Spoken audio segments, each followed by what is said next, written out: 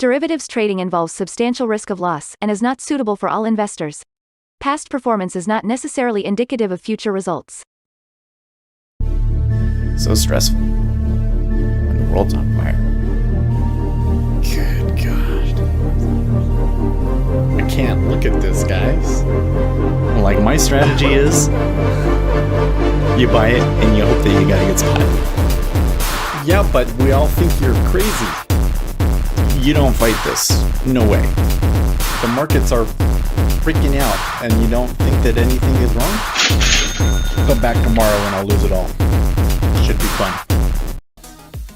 Good morning, everybody. Well, it's Wednesday, and if we come over here and we look at the treasuries, we look like we may be in for another really tight day.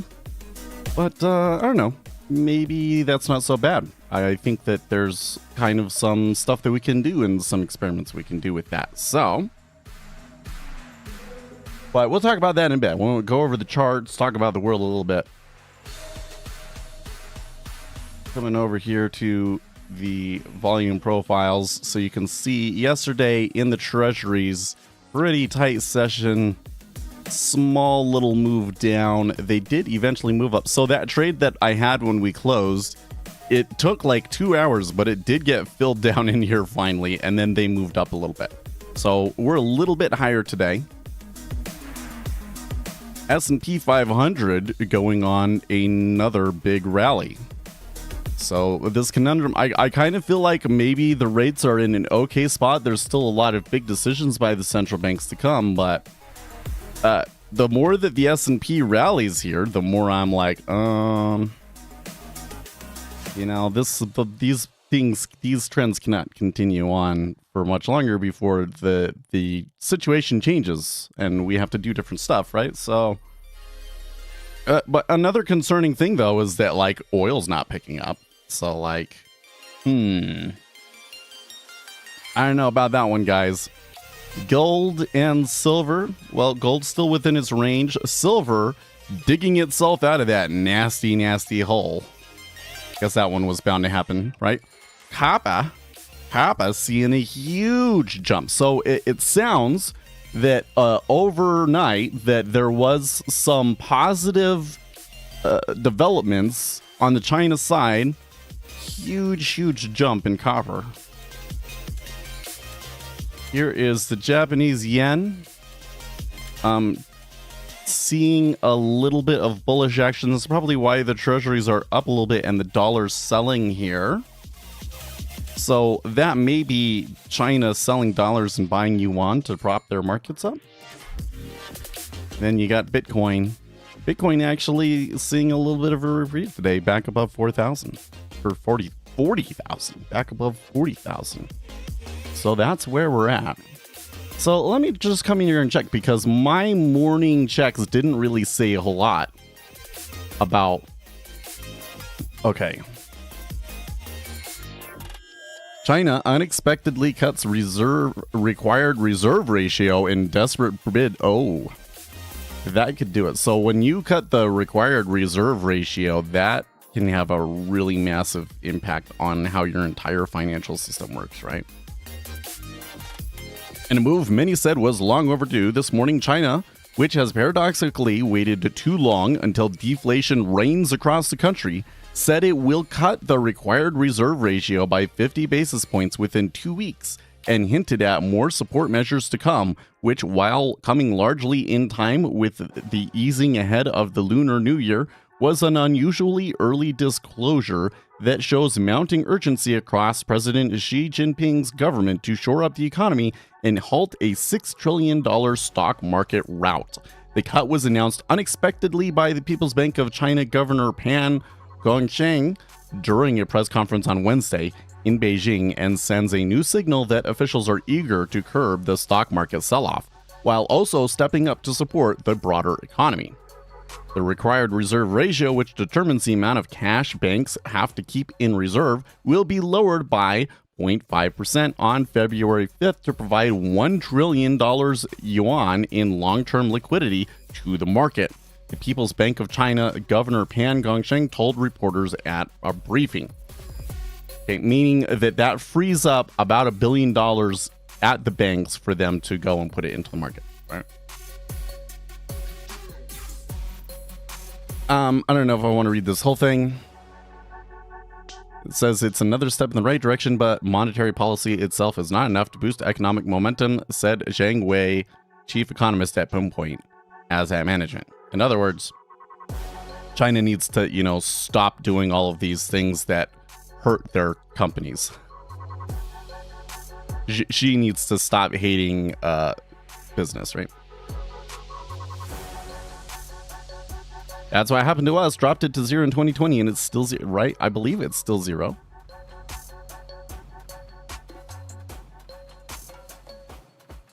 What's going on with all these third world country practices of bribing officials in election?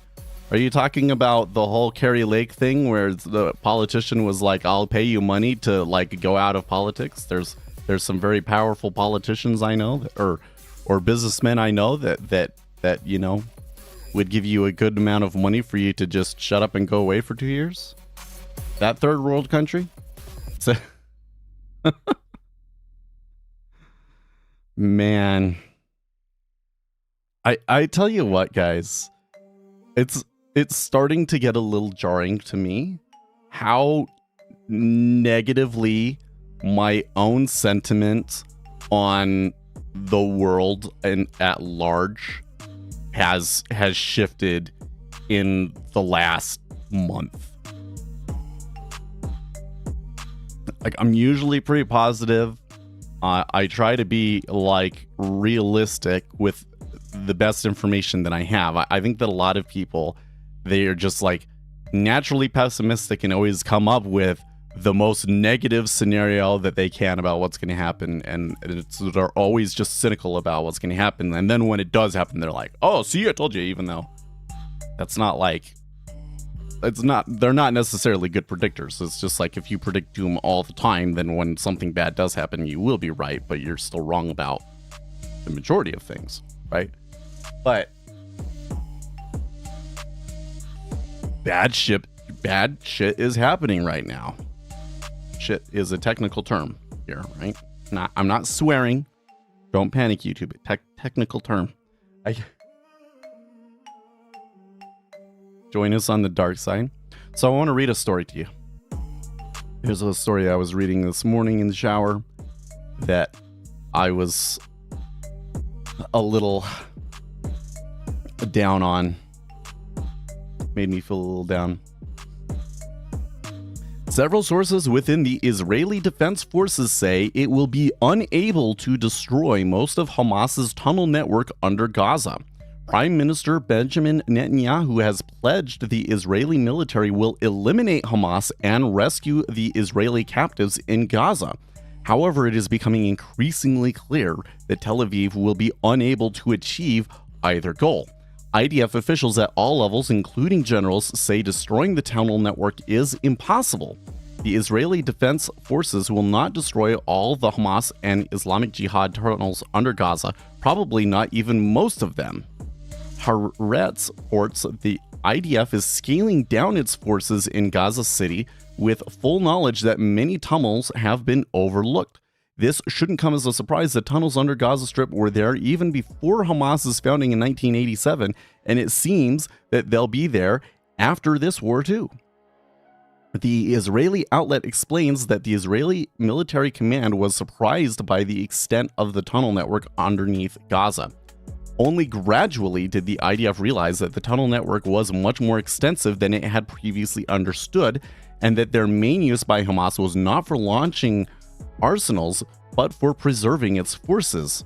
The Haaretz article continues, another assumption that was proven wrong was that it would be enough to control the ground above for a few weeks for Hamas fighters, starved of food, water, and oxygen, to be forced to emerge.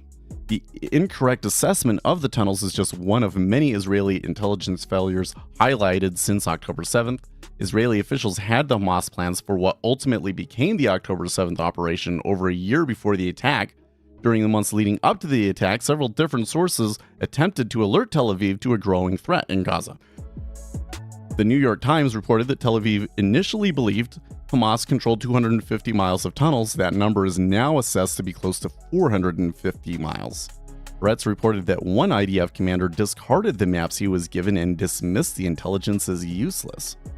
The U.S. estimates that Israel has killed 5,000 to 7,500 Hamas fighters. The Wall Street Journal reports the group has begun to reestablish its presence in areas The Wall Street Journal reports that the group has begun to reestablish its presence in areas of northern Gaza, ostensibly cleared by the IDF. Entire apartments and large living areas have been found in the tunnels.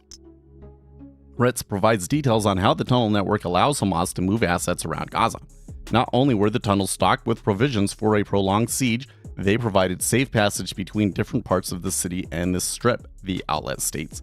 The IDF claimed to have destroyed Hamas's regional battalions only to find fighters from those battalions turning up in other areas. And when signs of the presence of hostages were discovered in the tunnels, they had been moved to other tunnels. The acknowledgement of the IDF's inability to take out Hamas's infrastructure comes as several reports have documented that Israel will be unable to achieve its military objectives in Gaza, rescue the hostages, and eliminate Hamas. A day will come when the Israeli security establishment will have to admit that destroying the tunnel networks was never a realistic objective. The IDF can perhaps deal with the prospect of a threat from underground, but the tunnels will remain beneath Gaza, Haaretz notes.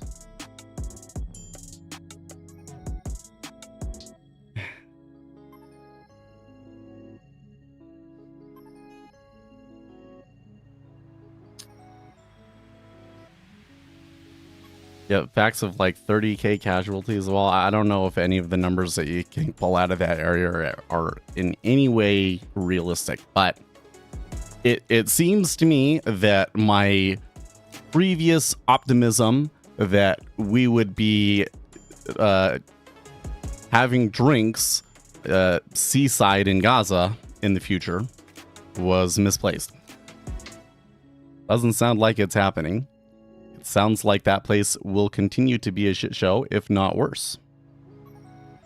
And so I was kind of started thinking, because it seems like there's been a lot of weird stuff happening lately, kind of all related to Iran. So you had that sort of a thing. And then the Houthis. You have the Houthis attacking shipping in the Red Sea. Hacking shipping in the Red Sea and, airstrikes and stuff, like basically like prelude to a full out war in Yemen again. And I was kind of like, well, why now? And then it hit me. Because, like, it sure seems like Iran is doing a lot of brazen things lately, doesn't it? Then it hit me. They have the bomb, don't they? They must have the bomb. That's why they're getting so brazen all of a sudden. It's because they know that, like, oh, we can't just, like, invade Iran now. It's too late. They already have one.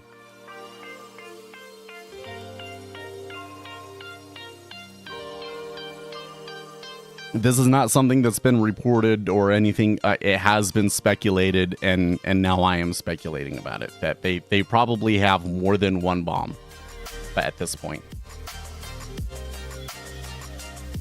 It's my guess.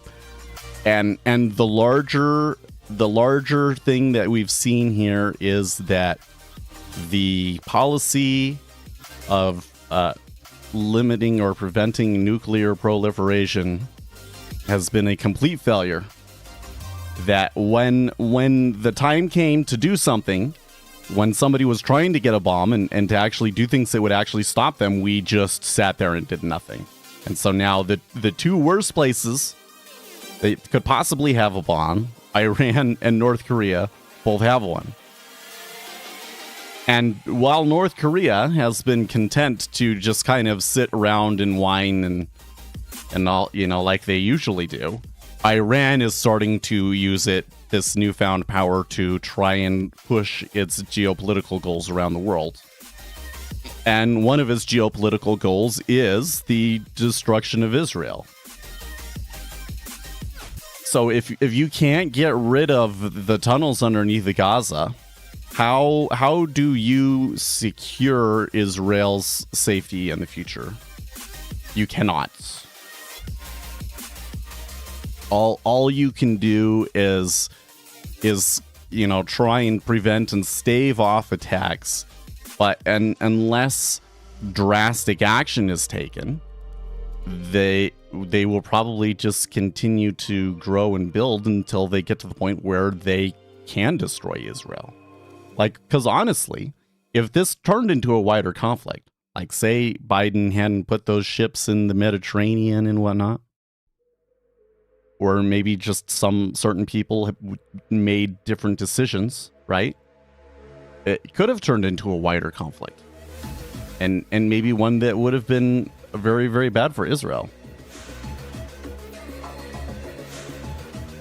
I kind of wonder if there's not a point at which, if you have an enemy that is literally willing to do anything that it can to destroy you, that perhaps a point comes where the only way for you to obtain your goals is through unethical means. Like, it seems to me like there may be points at which, like, the only thing you can do is, like with Gaza, long term, probably the only solution there is that, like, they can't have anybody living there. How do you can't do that morally. You can't.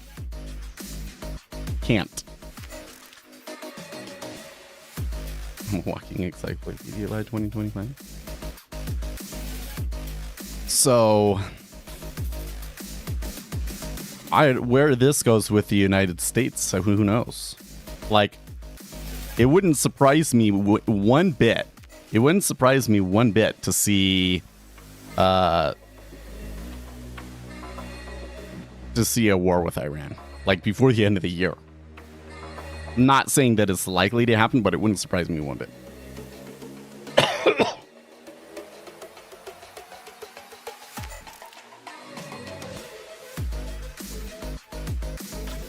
So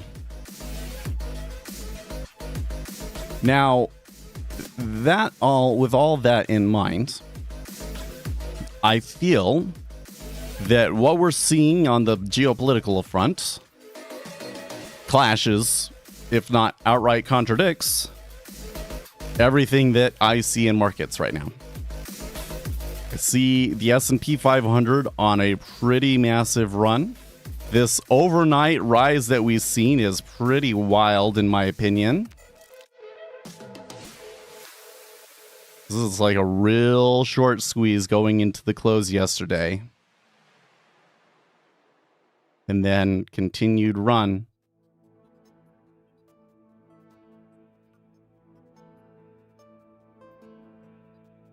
Iran is in disarray internally?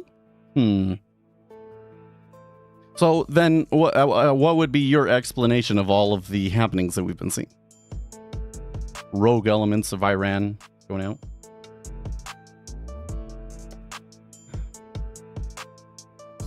I don't know what you're talking about. Trump won in New Hampshire last night, right? Was like such a nothing burger. I hardly seen any news about it at all this morning. People cared more about Iowa. Okay, let's come in here. This is an interesting story. Polls suddenly looking different now that Trump sealed the deal. One poll does not a trend make, but this poll jumped off on the page when I saw it. New Pennsylvania poll, SPNR, today releases its latest Pennsylvania poll testing the general election for the President of the United States matchup between Joe Biden and Donald Trump. Oh geez. Okay, so it has Biden 46.8, Trump 39.3, not sure 7.6, and other 5.6.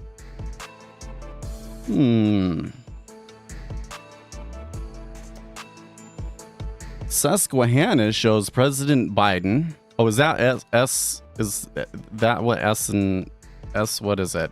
SPNR Susquehanna polling and research, I guess.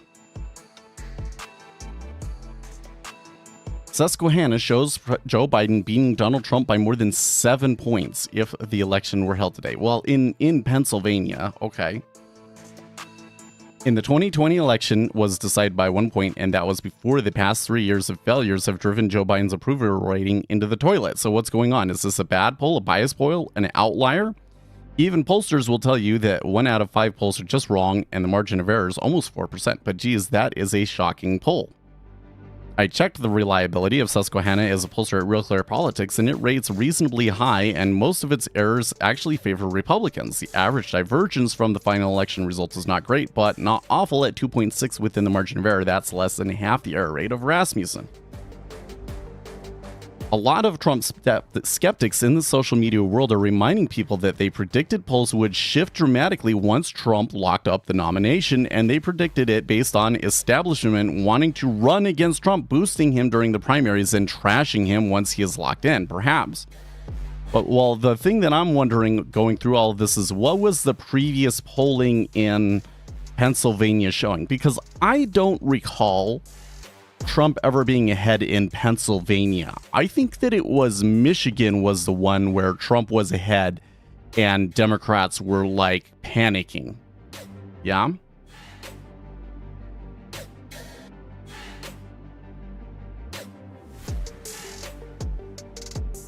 The worst case, of course, for Republicans is that the poll is accurate, which seems unlikely. Biden might or might not be up in Pennsylvania, but he's almost certainly not up by 7 points. Probably true.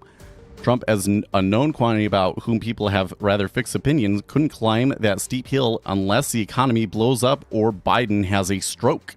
That is a polling deficit for someone who is effectively an incumbent running against an incumbent is almost insurmountable. I would agree. The state polls are less rosy for Trump than national ones, indicating that Trump has gained support in many places where it doesn't matter. The electoral college votes aren't in play. Or perhaps indicating that polling has been juiced. The national polls inflate Trump's support. Who knows? All I know is that the polls bear watching. If a bunch of implausible outliers stop popping up, that suggests that either the earlier polls were juiced or the current ones are, or both. A massive shift in public opinion seems quite unlikely in such a short period of time. It's not like some startlingly new information has dropped and everybody expected Trump to be the candidate.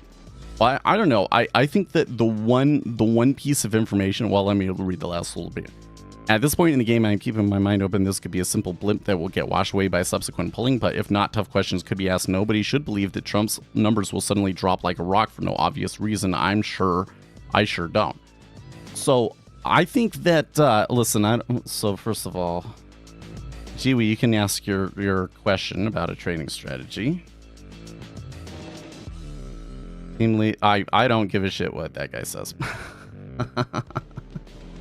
Okay. I think that one piece of information that has happened in the last month or so is that consumer sentiment has shifted. And I think that a lot of people have been focused on consumer sentiment because Democrats think that if the economy is doing well, that will help Joe Biden and Joe Biden will win. But I kind of think that like people's opinions on this thing are kind of probably set.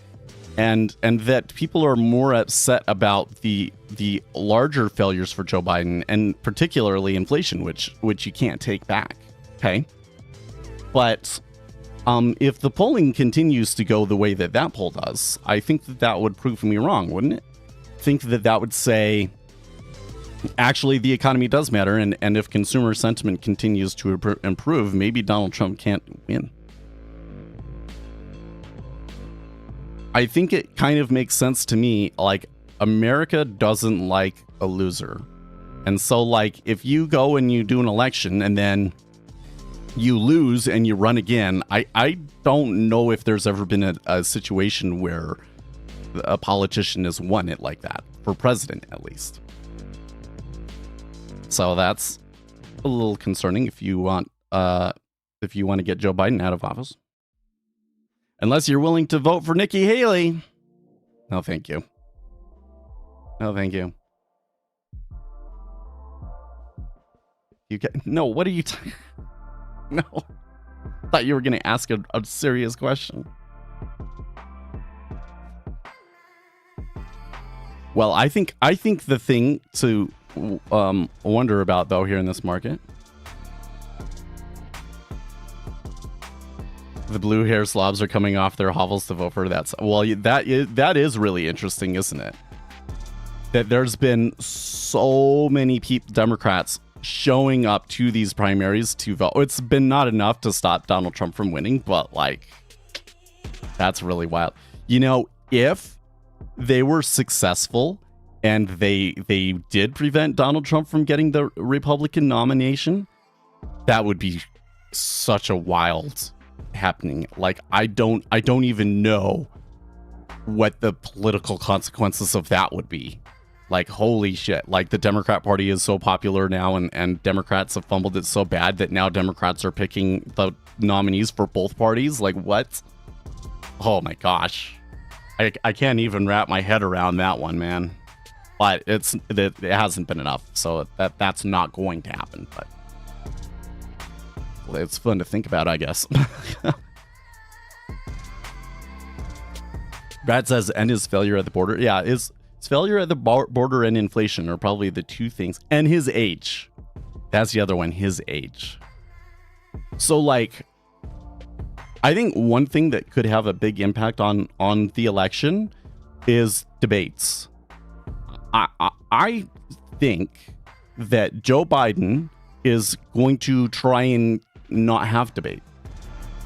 Donald Trump kind of doesn't want to have the debate either, because he doesn't think that the moderators and the way that they've set the system up this time will be fair. But I don't know if you can pump Joe with enough Adderall for him to really do well in debate this time around. So I kind of wonder, will they actually have a debate? And if they do have a debate, like, how would that actually go? You know?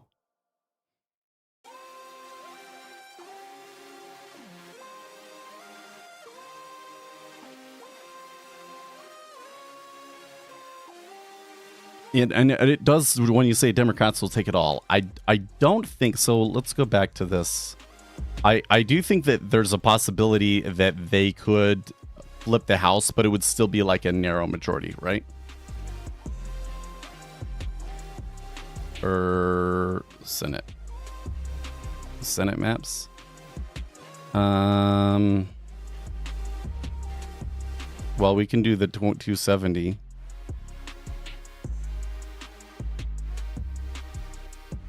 See, there's only like 3 real toss-up contestable things.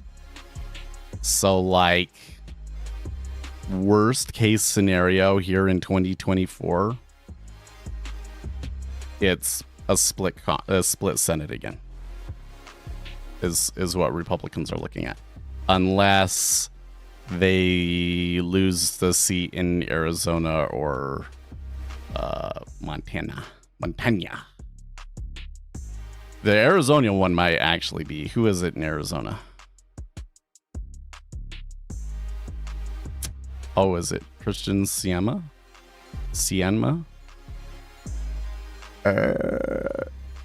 Who's running against her?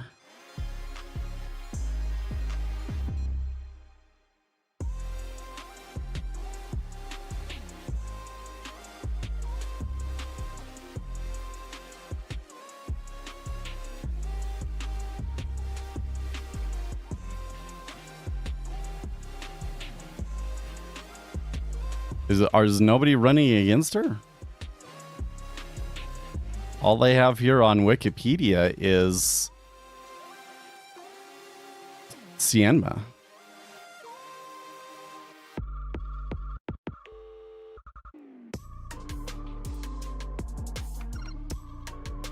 But maybe that's because the Republicans haven't picked the candidate yet. Oh, you're right. It's pronounced cinema, huh? I thought Kari Lake was running there. No.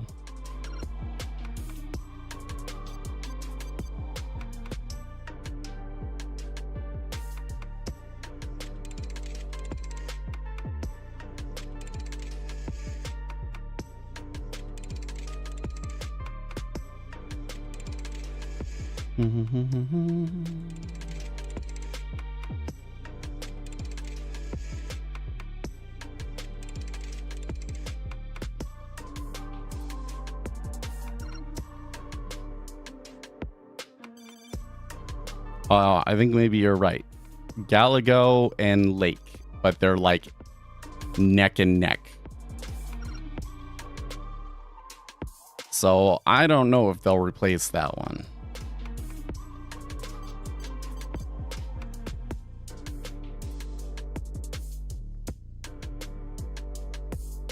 So that might put them Republicans 51, Democrats 49. Eek, right? Arizona is a dumpster fire with elections. It could be. That one's probably like the most likely to flip, though, right? What's the one in Montana? John Tester? Oh, I never heard about him, but Montana tends to lean Republican, right? Yeah, and the consensus is... Oh, no, the consensus is toss-up.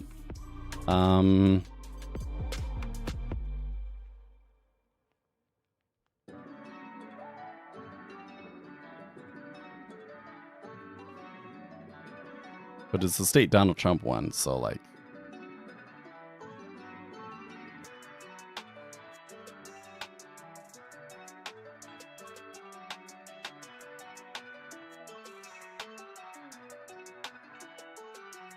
Yeah, well, on the S&P 500, I don't know if they'll get to 5,000 by the end of the week, but my prediction for the week was long S&P. I even told a couple of my friends. I have this one friend that she posts pretty good content that is more like, you know, trying to get regular people, particularly women, to invest in their 401ks and like start preparing for retirement and stuff like that. And, you know, they're kind of more on the bogglehead thing. Like, just put your money in an index fund and you know, be consistent about that. Which is all fine and good. That's what the average person should be doing. But there are some situations where you can predict where markets are going. And I told them, you know, they were happy about new all-time highs. And I was like, oh, you think that's great? Just wait for how this week goes.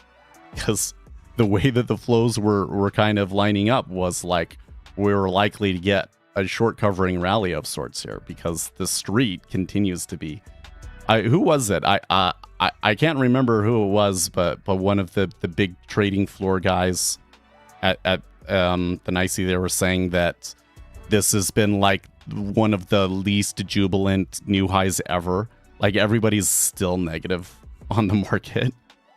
So, but when you looked at all that, and then the other thing is that stock buybacks are like, most companies cannot do stock buybacks right now. So like a month from now, that'll help them even more. Eventually, I think that it'll flip, but Frank Luntz said, I don't trust Frank Luntz anymore, but he said his sources are telling him that neither side wants to debate. That's funny.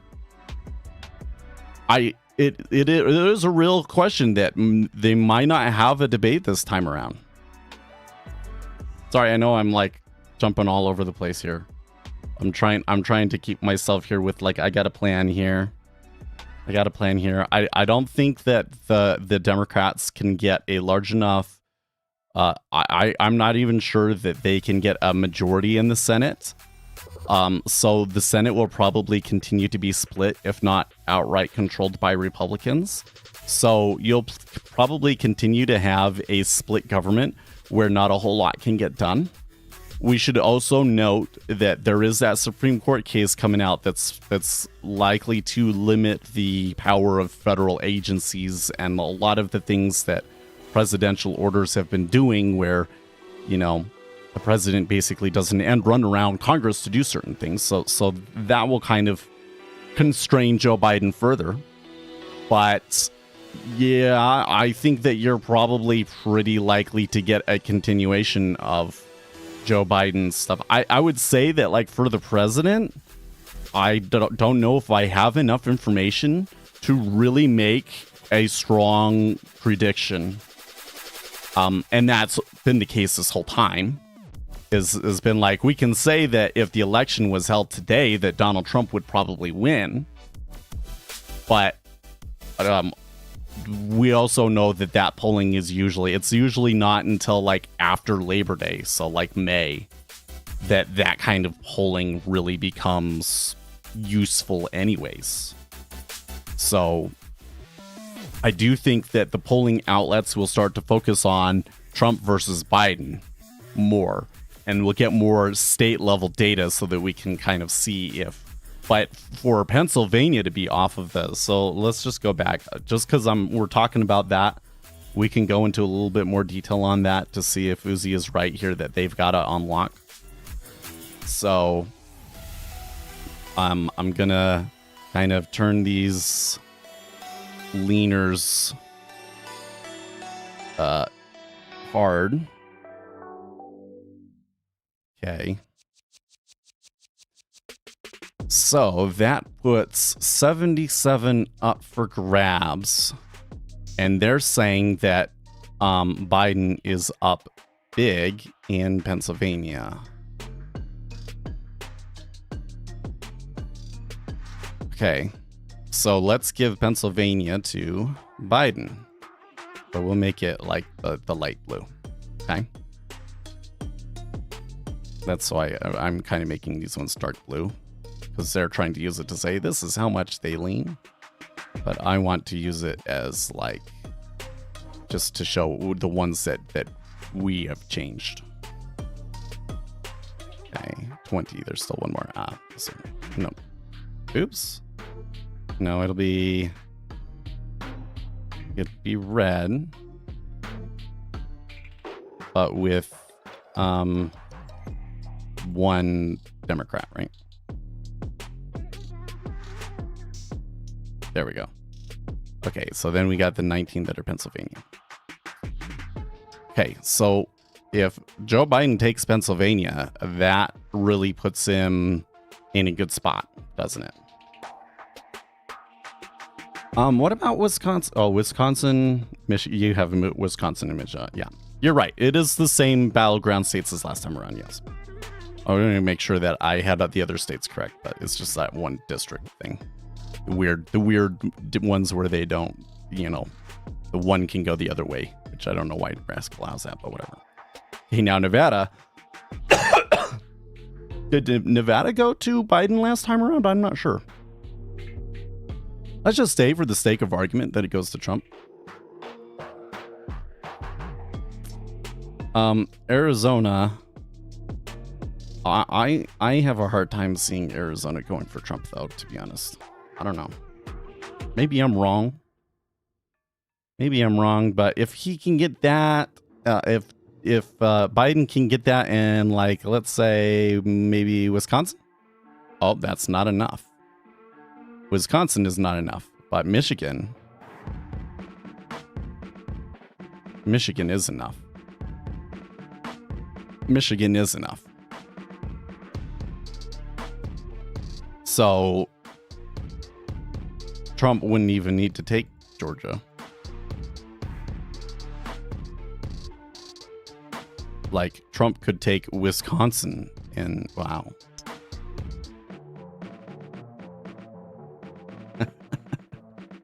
You just need the same 5 states to stop counting. Well, it's not very comforting to know that there's basically been no changes to election law or any of their methods to increase our confidence in the integrity of the election, right?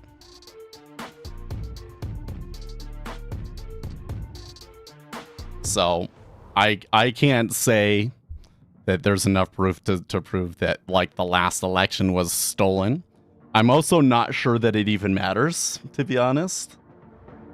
I do. I think it's funny that that's like the first thing that you go to. It's just very characteristic, right?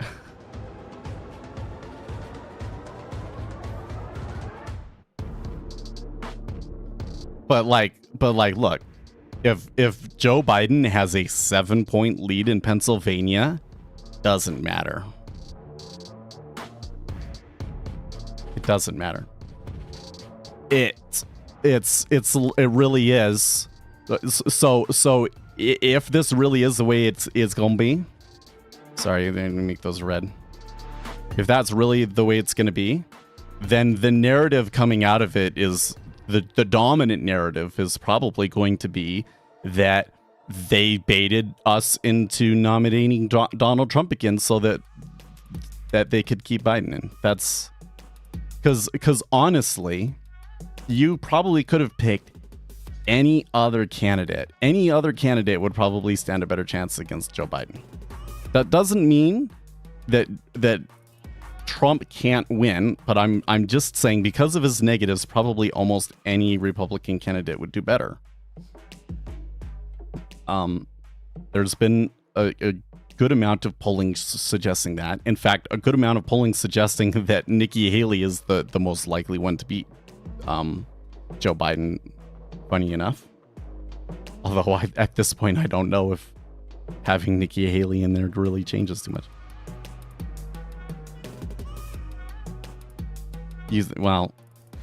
Just stop. I'm not interested in speculating on that they would steal the election. Okay, I'm not interested in that one. The polling in Pennsylvania is very concerning, right? So again, I go back to, was the polling in Pennsylvania? Wasn't there some polls that showed Donald Trump up in Pennsylvania? I think there was, but I don't actually know. Well, maybe Real Clear Politics has them up. So last time I checked, it didn't have it like this. But so like there's like these general election matchups, right? Battleground states, Pennsylvania. Here we go. Pennsylvania versus Biden. Okay. So they did. Oh, that is very interesting.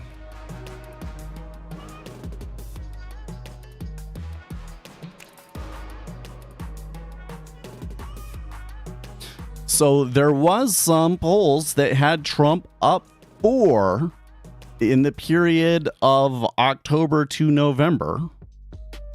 And then there wasn't a whole lot of polling in December, but there was one poll that had Biden up just barely. And now all of a sudden, Susquehanna is having Biden up +8. So like, well, the hot air story that I read really has the analysis correct though, right?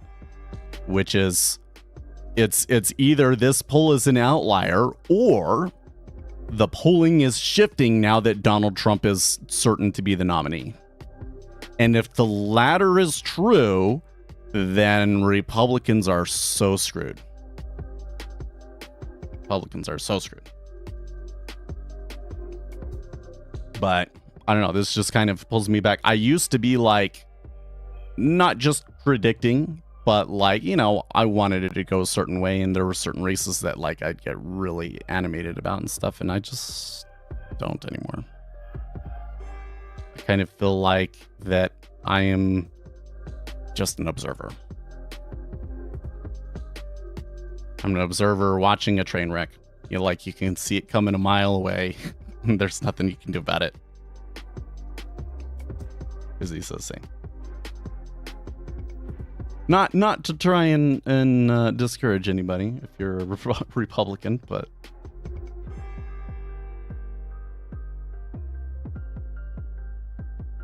so I guess we can take this one step further. We do have to take this one step further, and that is, if Joe Biden does win and we get a split Senate,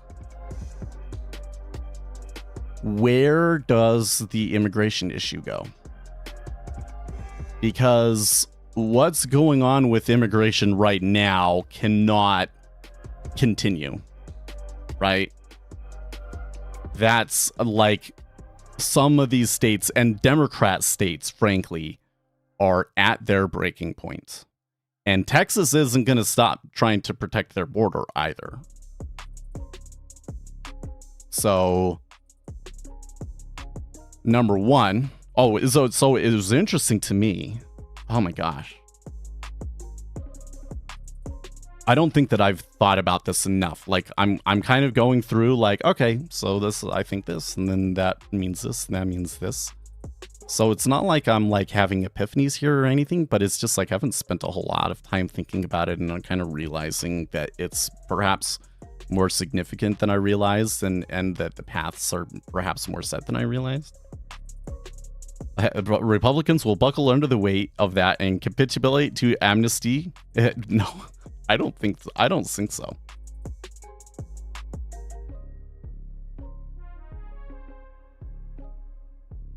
The government needs to convert them into a tax base. So, one of the things that I thought was interesting and did surprise me.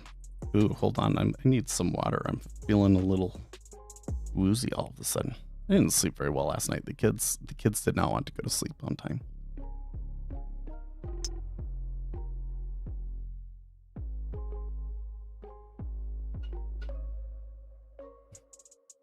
Chewie still thinks it'll be Nikki. Okay. Well, you've had your first two contests, and the next one is South Carolina, and I think that South Carolina is going to be pretty embarrassing for her. So, when Jerry Nadler says it's not a joke anymore, I don't see if the Republican Party went along with something that was amnesty anything, it would probably be the end of the party. Yeah. I can see a pseudo amnesty, right? I can see a plan where they explain it and you go, oh, okay, that makes sense. And then, the next day the Republicans come out and say, well, this is what it seems like, but when you consider this, and the other, it actually is de facto amnesty, yada, yada, yada. I can see that happening, right? And that getting through before people, like, really realize the true impact of it,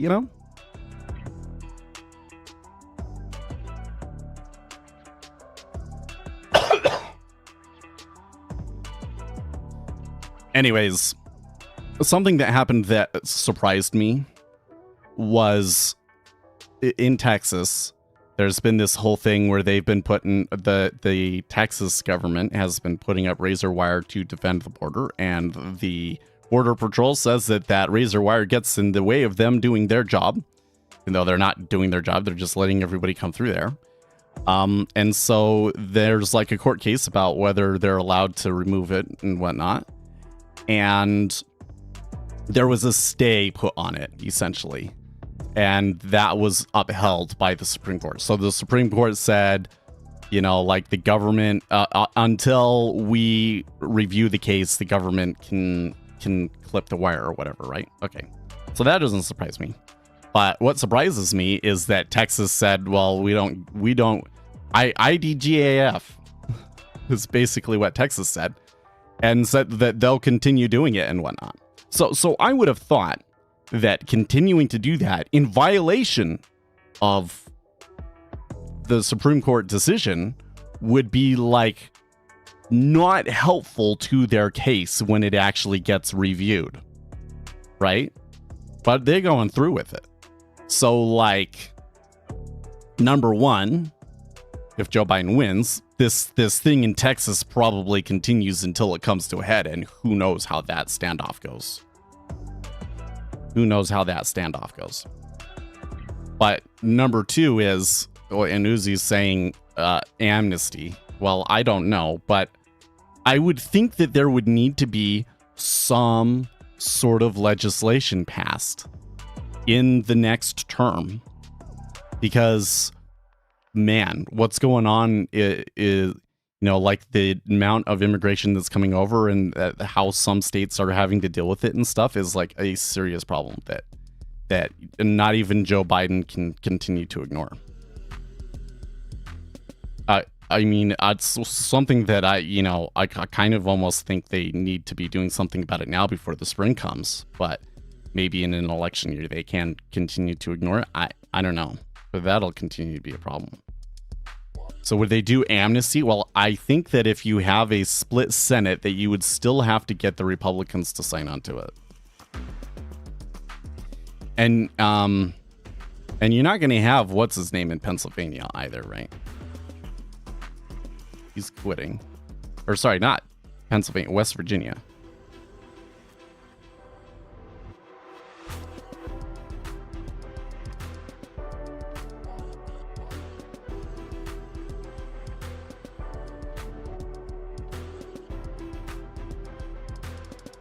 Big cities will get to moving people out of their homes. Yeah.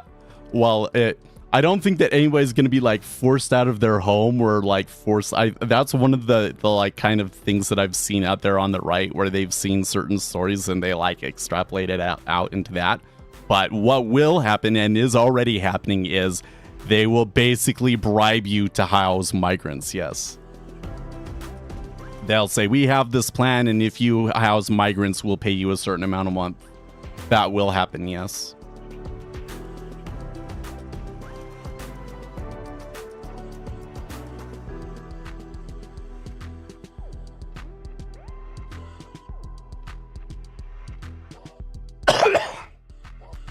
Europe already got the open order plan. Well, it's kind of interesting. Well, I don't know. I wish I knew more about European politics because it definitely seems like there is a really big political tide pushing back against all of that. But I don't know if if that wave is actually enough to change anything or if it's like already too late sort of a thing, you know?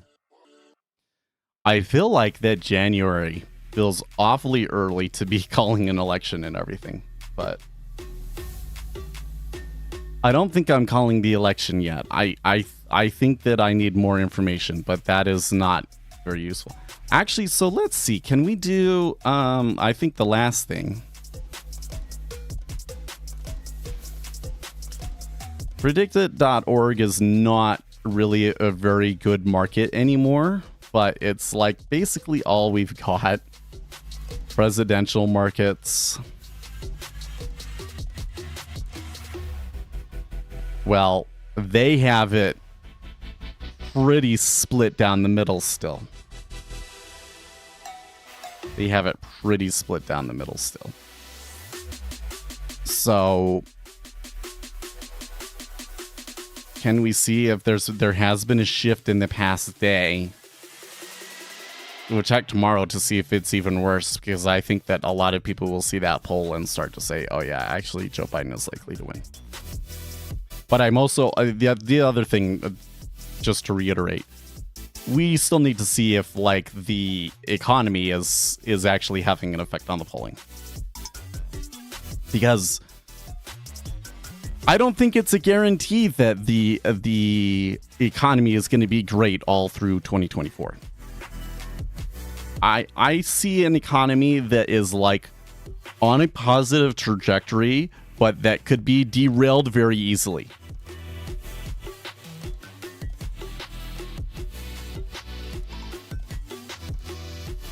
And certainly, I think for the next quarter,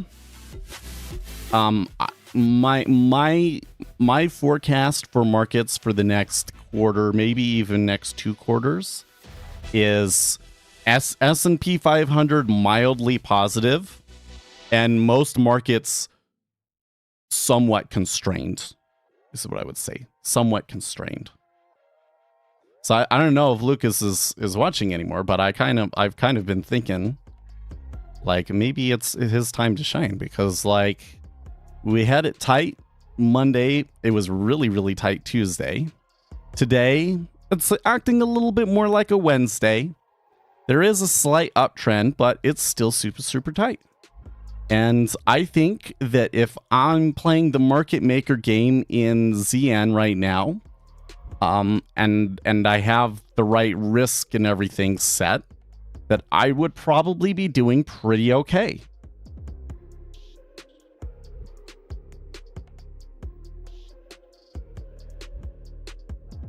The word bubble in what? In relation to the markets? I don't know. You got to be so you'll notice.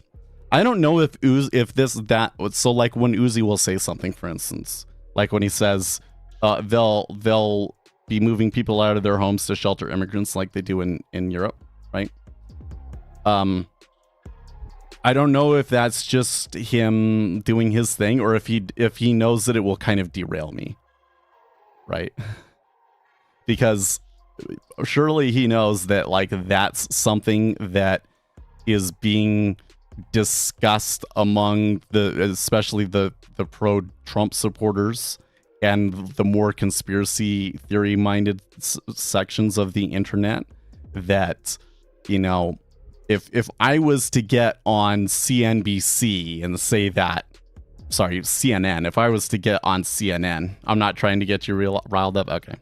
If I were to say that on CNN, I'd probably get in trouble, right? I don't think that they would ask me back if I started saying that was going to happen on CNN, right? And I don't like discussing things like that, because even though you can kind of take a cynical approach to the world and kind of guesstimate that it can happen, we don't really have a whole lot of hard evidence to really say that will happen. You know what I mean? And so whenever somebody gets into that, because I'm like super adamant about being as correct as possible about what we do know and don't know. And so that always derails me, right? It's funny because I don't wonder conspiracy theories. I just see stories, lots of stories, and put together what is the bigger picture. Well, I'm not saying that it comes from conspiracy theories. I'm just saying it's that kind of group of people that tends to think that sort of thing. I think that most of them are coming to the conclusion the same way that you are, right? And that you're not doing it just from what other people on the internet are saying. There are some things that go like that, but I don't think that's one of them. Because, I mean, I've been sitting here. So I was fairly into politics when I was in high school. Like, I followed the whole Iraq war thing and all of that really closely. But I didn't pay as much attention to, like, individual politicians, actual legislation, all of that sort of a thing. Until I came back from being a missionary. And there was the amnesty bill during George Bush's term. The Republican Party put up this bill that was an immigration bill when they had a decent amount of power. I think that by this point, Democrats had already taken over the House of Representatives. I could be wrong about that, but the Republicans were the one proposing the bill, and it was an amnesty bill. And all of the talk, this was like probably the last hurrah for talk radio. I think that after that, like, the political power in the country shifted. But like Rush Limbaugh and Sean Hannity and all those guys basically said, if this bill passes, it's the end of the Republican Party. And oh man, the people fought against that bill so hard, and they stopped it. They did stop it. But that was kind of the thing that got me into really paying attention. That was the thing that got me really into paying attention. And so we've all been watching it since then. And you can see that every time that something is proposed, it's basically in the direction of allowing more, if not expanding more, illegal immigration. Like things that would encourage more illegal immigration. And I've never seen a proposal ever made at the federal level that would do anything to reduce the amount of illegal immigration. So, from that perspective, I think it's pretty likely that if Democrats were in charge and the Republicans were really hurt down ballot so that they lose the House of Representatives, that probably, yes, the Democrats probably would try and push through some sort of amnesty. I think that it would be really hard to get like a full-on amnesty through the Senate. But they probably have to pass some sort of a bill.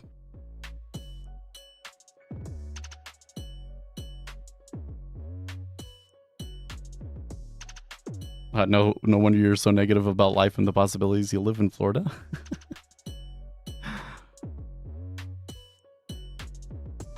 I mean, Florida's been one of the places that has been going really well lately, though. So it's like,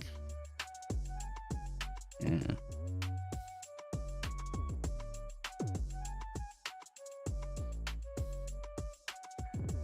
I want to play the mean reversion game, but I do think that the trend is up for today. So.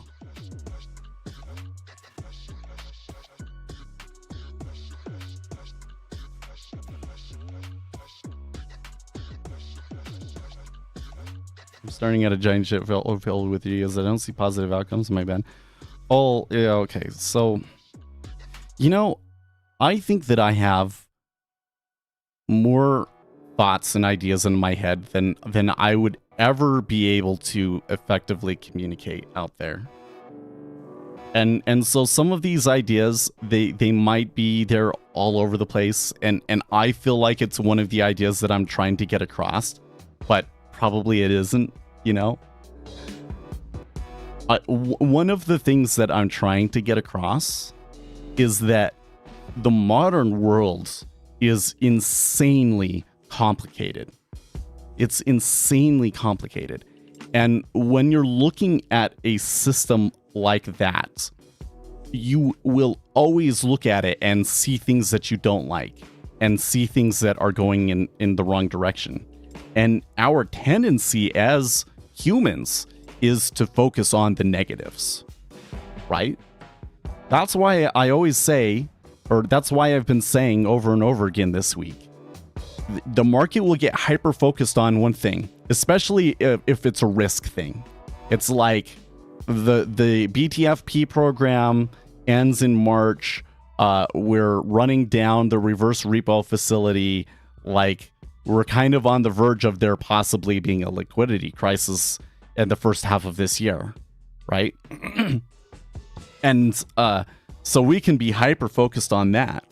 And then all of a sudden, something else will come along that just makes all of that irrelevant. And it's not always negative things either. Now, that's why the news is, yeah, it's because of people. That's just people you get more engagement from negative news. The people are more interested in negative news. But think about the average person's approach to the news and being informed, right?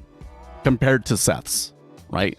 Seth's approach to the news is, I want to be informed if only for the reason that I want to be informed.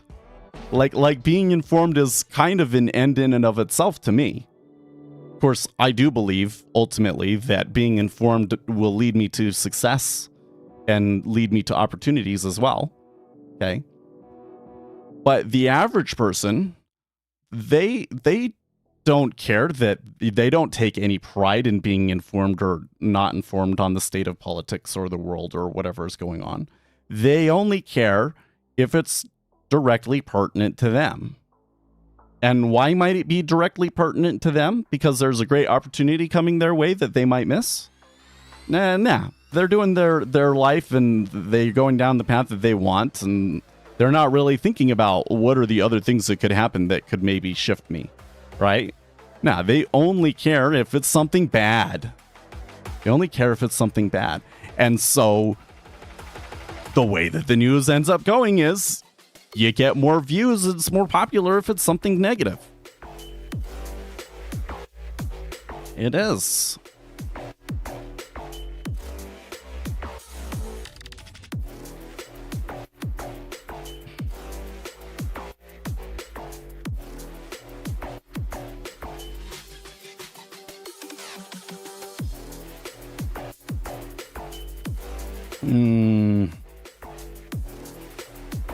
Okay, so this is when now you get into the Ukraine thing. It's kind of like, man. I mean, I think the reality now at this point is that both of those countries are screwed. I really do not see. Oh, I'm just using that as an example of the false positivity BS. Well, I don't know who's being positive about anything right now. I don't see. I think it's so funny. Like, the stock market has been on a tear. It's been on a very, very impressive rally. Especially if you're going back to August, October time period. But even just the rally in the S&P 500 just this first 28 days of 24 days or however many trading days it's been of the year is really impressive.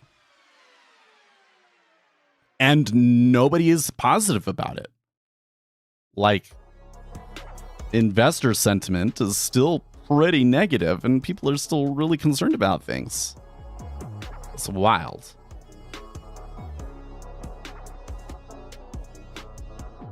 But no, I think the thing that always strikes me with the Ukraine situation is that Russia sacrificed a lot to do that.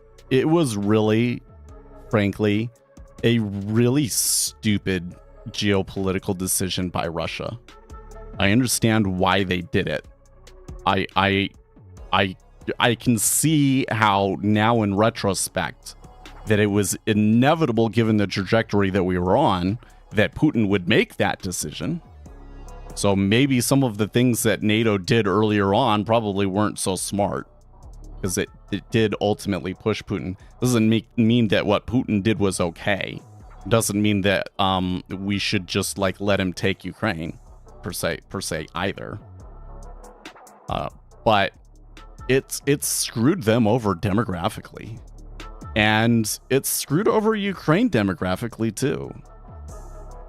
Even if Ukraine was able to kick Russia out, which I don't think is going to happen, it kind of still sounds to me like the front lines are just going to solidify and stay the way that they are.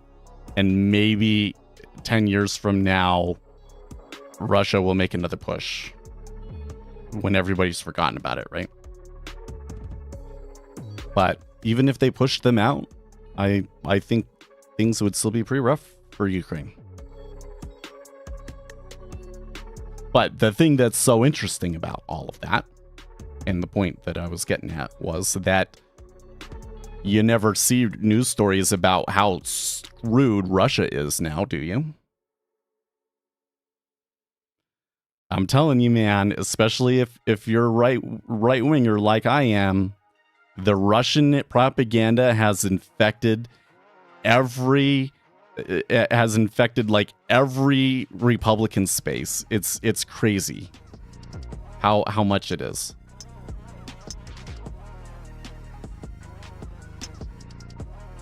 I think the thing that triggered me about Ukraine was the ads I was getting too invested in.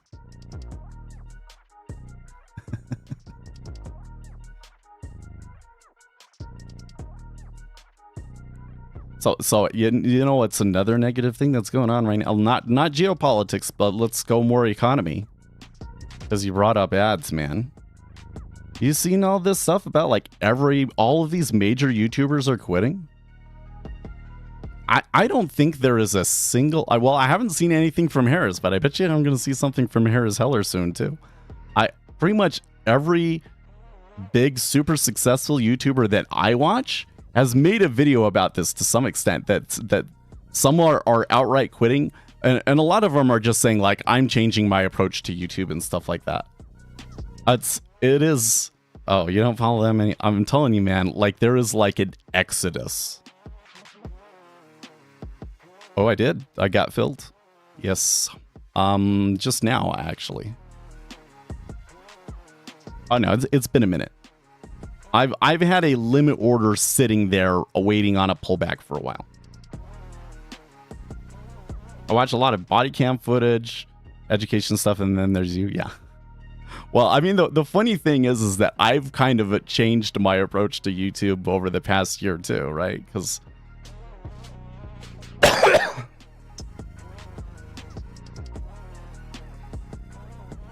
some of the biggest names of YouTube have publicly released their issues and such with YouTube, even on the fun, friendly side of YouTube, like Markiplier, etc. Well, I don't know. I haven't seen any of these videos that have been like, well, I don't like that YouTube is doing this and that YouTube is doing this, and so I don't want to do it anymore, sort of a thing. I don't like. There are things I don't like about YouTube. Ugh. You know what the thing that I hate the most about YouTube is? The thing that I hate the most about YouTube is that they're the best one. Isn't that so effing ironic? I trust YouTube to do what is best for their creators more than any other platform. That's not saying a whole lot, because I do think that they totally screwed their creators over, but everybody else is exponentially worse. I think the worst one is probably TikTok. TikTok don't give an F about you, man. They're going to put a ton more money into it because TikTok basically wants to compete with YouTube now, which I think is stupid. I don't see it happen. I'm never going to watch long form content on TikTok. I'm sorry, but I'm not. I like it being like 15-second things. That's why I watch TikTok. But you could be like the biggest player on TikTok and they'll ban you in a second, not even think twice about it. You can have an entire ecosystem in there based on one thing, and then they'll change one policy, and they don't care. They really don't care. I think that the platform is kind of designed in a way that the creators have little to no power on TikTok, because their whole idea is we get tons of free content from all of these people posting on it, and we get that content for free. We don't have to pay for it. That's like the whole way that it works. Now, whereas YouTube, it's like, so here's the thing. You got a bunch of people quitting TikTok, but they are not saying, I dislike this policy about YouTube, I dislike this policy, and because they're not changing it now, I'm leaving. That's not what they're saying. They're saying, I'm tired, I don't, it's like more about the job. It's more about the life balance, and like, is it really worth it to me anymore? And like, I've had my success and I've made a bunch of money, so now like, I'm gonna go do something else.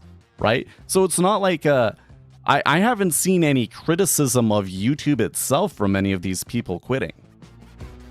If it was all of these people were quitting because of some criticism about YouTube, I bet you it would probably change. Because we have seen points where, because of the way that creators were starting to feel about certain things, that like policies changed at YouTube and stuff like that. But I also kind of think that if you're YouTube, you do kind of have to look at this and be like, Now, I kind of suspect that part of it is, oh, you're right. We did have some Bank of Canada rate statement. Yeah. Not too much reaction at all, though. Oh, and services PMI flash 52.9 versus 51.5.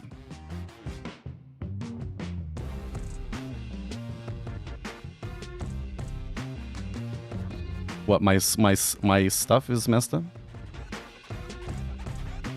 Is the stream messed up?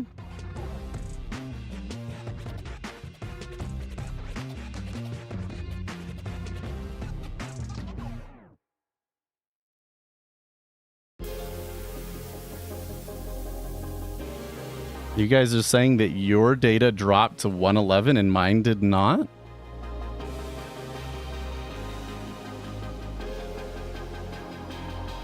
Okay. Well, I'm gonna scratch my SIM trade.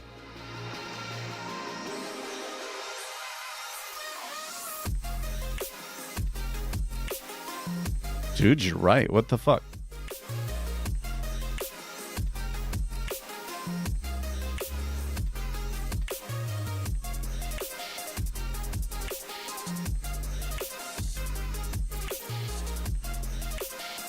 Oh.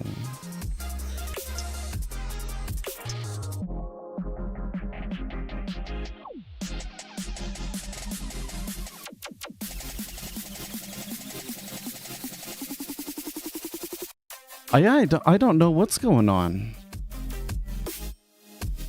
Yeah, and now it moves. What the F?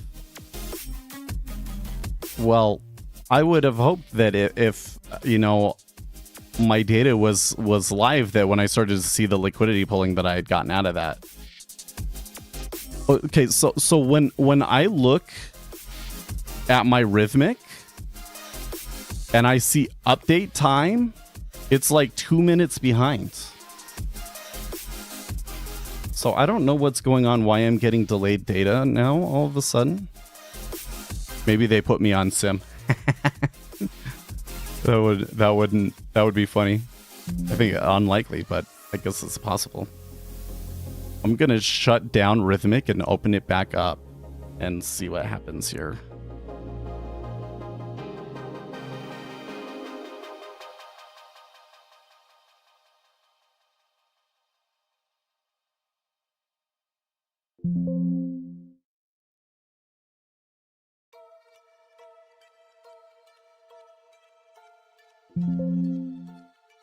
So it's still, we're trying to reconnect here.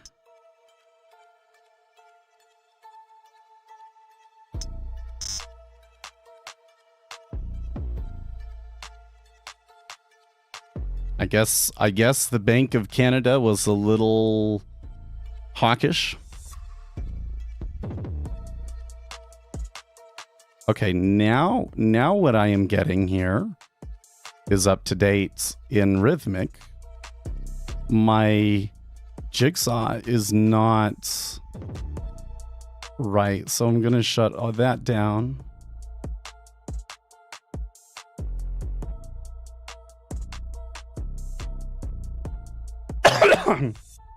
It looks to me like it's a problem with Rhythmic.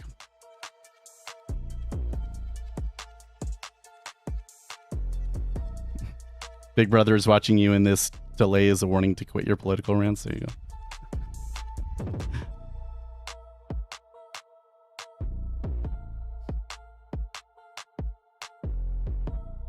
Okay, I think I can open this back up again.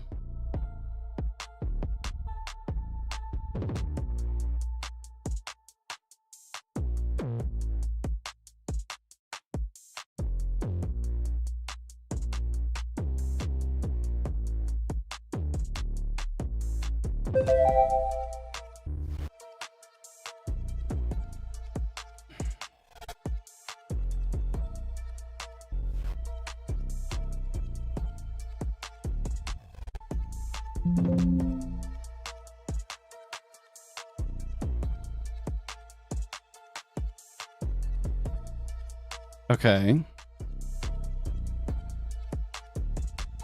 How are we looking now? That looks correct. So at least the timestamps that I'm seeing in Rhythmic are correct now. So that's really weird. I wonder how that happened.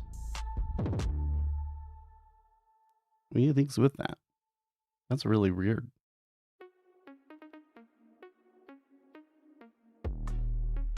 I mean, it's great to be able to know the future like that, but good grief. Doesn't feel good at all. That makes me really uneasy. But it does look like restarting the platform fixed it.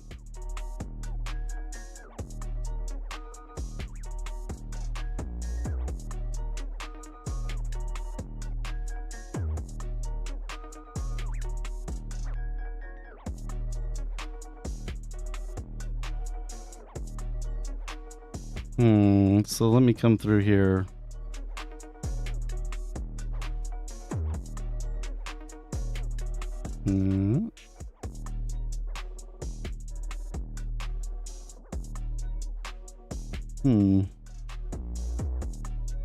haven't gotten anything about anything from in the past few days, so I don't know what's with that.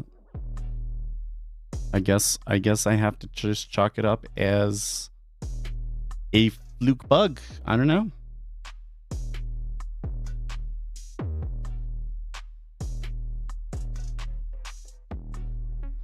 Anyways, we're talking about what? People quitting YouTube, right? I think that interest rates have risen and that tech companies cannot afford to put as much money into platforms, and that the advertising revenue on YouTube has gone down, and people are feeling that. I think that that's probably factor number one. I also think factor number two is that the algorithm has changed.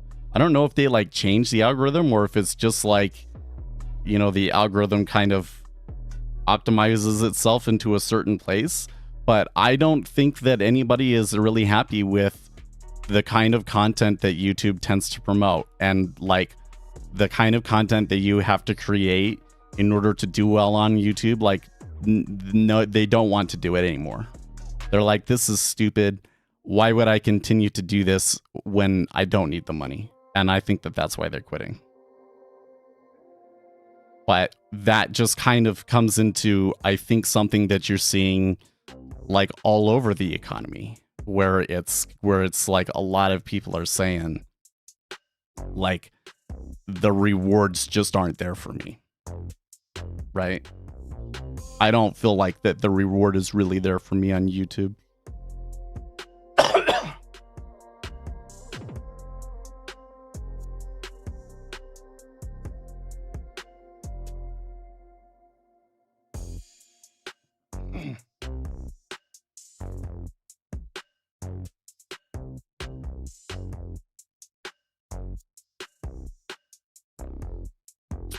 And I kind of wonder what this is going to mean for the trading over the next year. Oh, excuse me, my throat is all jacked up now. There, I think that's a little better. So like I was saying earlier, Monday it was pretty tight, right? Tuesday really, really tight. Today, well, okay, we had that news from Bank of Canada, so maybe today doesn't follow that trend. But like when I look over the next 3 months, do I think I will see more of what we've seen this week, or more of like the volatility we've seen in treasuries over the past few months? And I'm starting to lean towards more of the activity that we've seen this week, which means that we're going to have to start trading mean reversion a lot more. That this kind of trade where you catch it on the edges and you just take it back to the middle sort of a thing could become real popular. Because the more that people, market makers and speculators kind of pick up on that and start to trade it that way, like the tighter it gets, right? So you're going to get like these tight ranges. Will traders start to take that and be happy with it? And we just get another bubble of people that are all mean reversion traders, you know, which did kind of was the way things went in 2017, 2016. I don't know, because I have seen a lot of traders come into the market over the past week. Like the new highs does seem to be attracting new people into the trading world. Like we've had on multiple occasions over the past week, we've had situations where we're getting lots of new viewers on the stream, and I have to tell them, no, don't day trade. You're probably gonna lose money, and then you don't see them again. I was like, oh, okay, you talked me out of my dream of day trading. I don't need to watch you anymore. Right.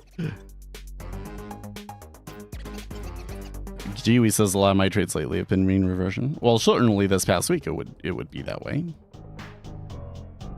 But it could get like so much worse, Kiwi. I tell you, it can be so much worse.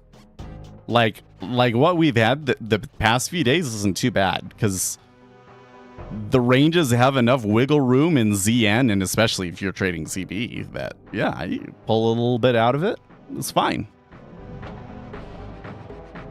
But when it really gets tight, it turns into like you have to wait 2 hours to make one tick. That is unbelievably frustrating, man. That is not fun for us. I think that I can deal with it better now than I did back then. But I think it's still going to be hard.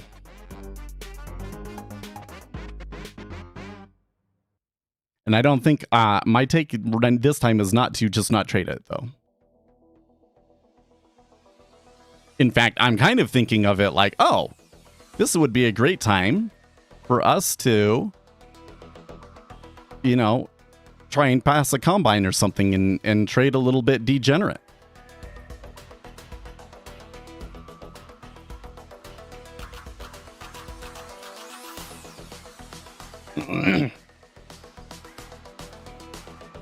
I'm in this situation, I'm gonna try and keep it equal risk reward, but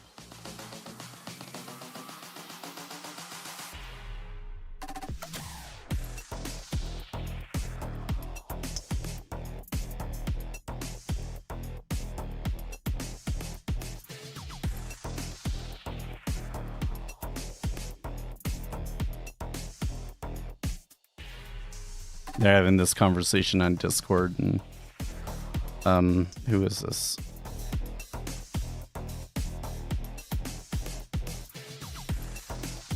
No, it doesn't say, but somebody on here is saying that the thing that was driving the Chinese economy up was their pivot to capitalism, which they threw down the toilet, starting with Jack Ma and then installing control over everything, killing any motivation of growth. Who wants to pour blood, sweat, and tears into a company that can be taken away any second by the whims of an extremely authoritarian government? And I think he's got it right. I think that the reason China's been having problems is because Xi Jinping decided to go after big business because he thought they were getting too powerful. And I think that he's more concerned about his own political power than he's concerned that eventually the elites would overthrow him. I think that's why he did it.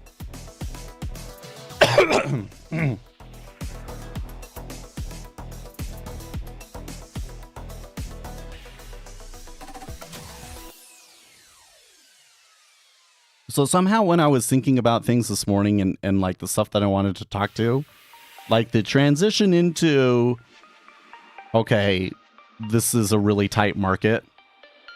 And what we were going to talk about with it being a really tight market, that was like a smoother transition, and we had more to talk about with this being a tight market. But now I'm kind of realizing, like, no, we don't. It's just like, it is a tight market. It may continue to be so. We may start trading that way. I don't know what else there is to say about it.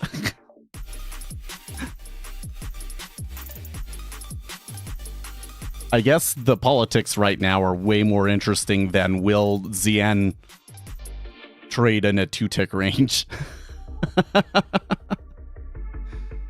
Oh man, good moves during London lately. Yeah. Well, you noticed that like during the regular session for the treasuries that like we just go nowhere, and then when it's overnight they're free to move. That is really frustrating. That really turns it into like to really catch big winners in the treasuries, because the opportunity is there, but you have to hold it open for multiple days because the moves are not happening during the regular hours. They're not.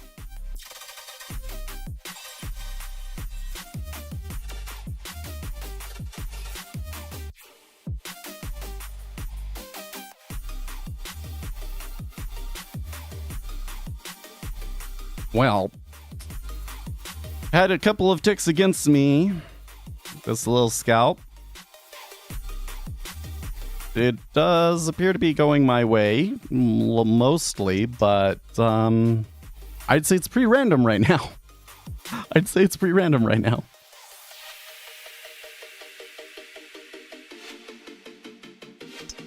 So maybe I could make my stop further away. But I think that if I get my target on here, I have to chalk it up to luck.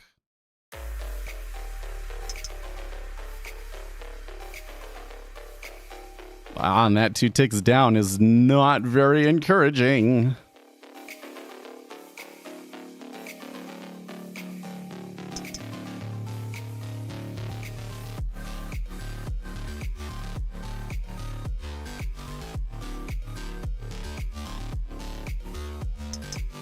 Oh, what's this? US PMIs unexpectedly soar in January amid manufacturing renaissance, but Red Sea supply chain disruptions spark a longer lead times, which PMI thinks is a positive.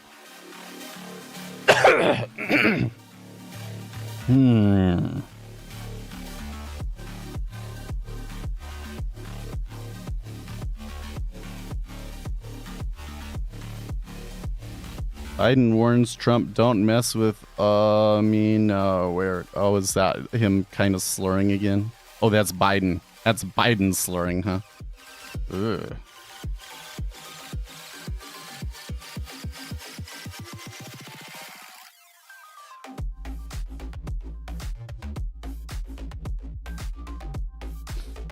So how are the S&P 500 dealing with this so far? It looks like not too well. I kind of thought that like the move down was over and that like the uptrend would continue again after this, but that doesn't seem to be the case so far. Fine, it looks like it's gonna blow me out on this one.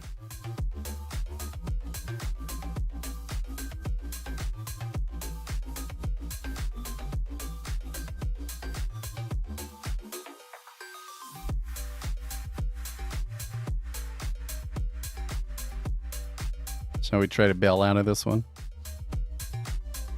before it gets to my stop?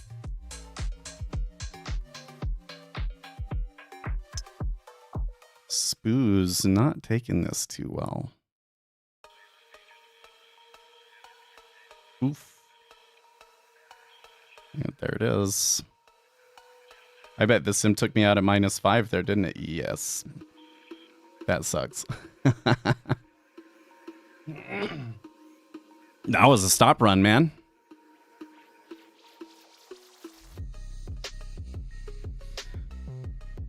So I don't know about the treasuries here. How far can the treasuries go? Well, I guess there's still a lot of the overnight action. I think that 0.6 is a possibility. I do like the way that that's moving.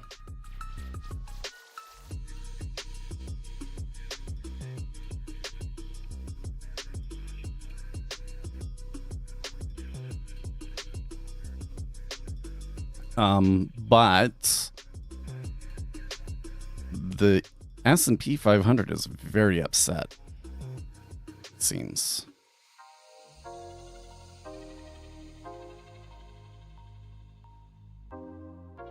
Like, if they're that upset by the Bank of Canada saying that, what do you think is going to happen if Powell comes out next Wednesday?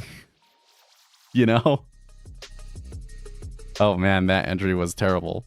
I don't know what I'm doing, guys. I was just kind of like, oh, this is as good a spot as any. But now I'm sitting thinking about it and I'm like, why would I do it there?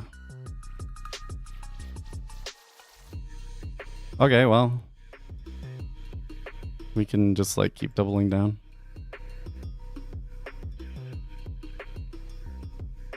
Watch it like completely reverse on me now. Do I have a good read on what's gonna happen here? I don't think I actually do. I think that if I was really being, I should try to be more serious about this. The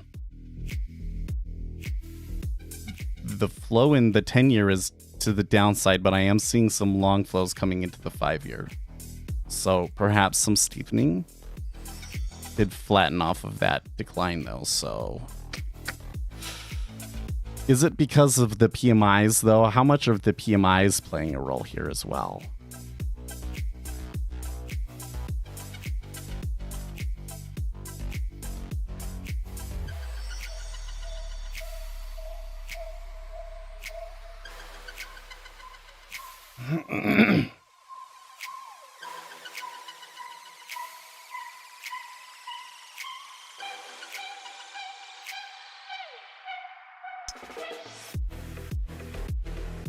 Let's see here. S&P Global interprets longer lead times as positive in their model. Longer lead times must mean demand overwhelming supply, hence, quote, good news. But in this case, the longer lead times are a supply chain bottleneck issue and not at all a positive. Eee.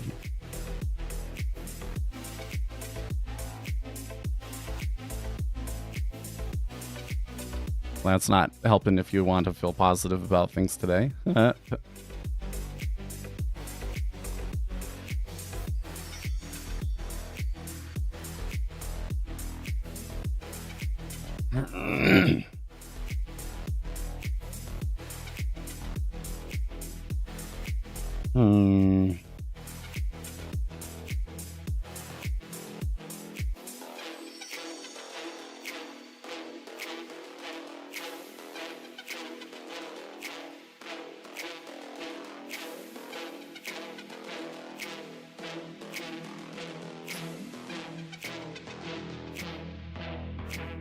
I'm a little torn on this one. Like, I took it just because, like, it was trending so far down, and I just wanted to have some fun, I guess. If I'm honest. But I'm still thinking about this, thinking, you know, there is a risk that, like, more buying comes through. I don't know if this is, like, guaranteed to go down to the overnight lows and below. I think that it absolutely could, because it is a change from a central bank, right? That's certainly a lot more significant than the things that I think kind of brought interest rates down overnight.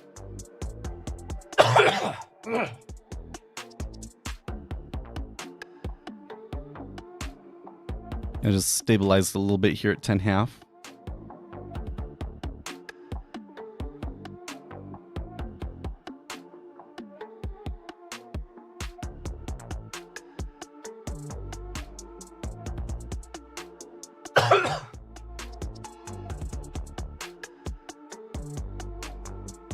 Yeah, I think that they're just, you know, liquidity hole. Like, that move down to the lows was probably a stop run. And then after the stop run, the flow stopped. So they reverted back into the middle of the hole.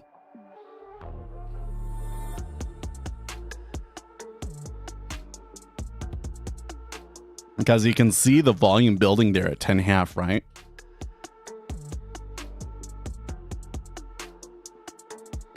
Pretty soon it's going to be point of control.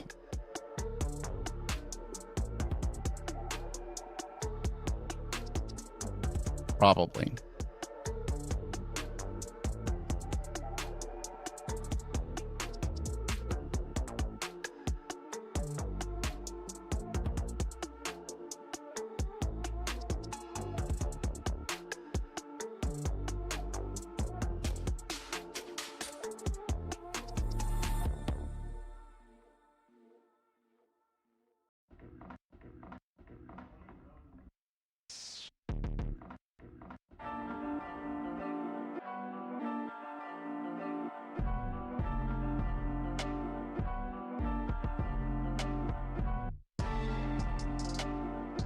Okay, and there's a downtick.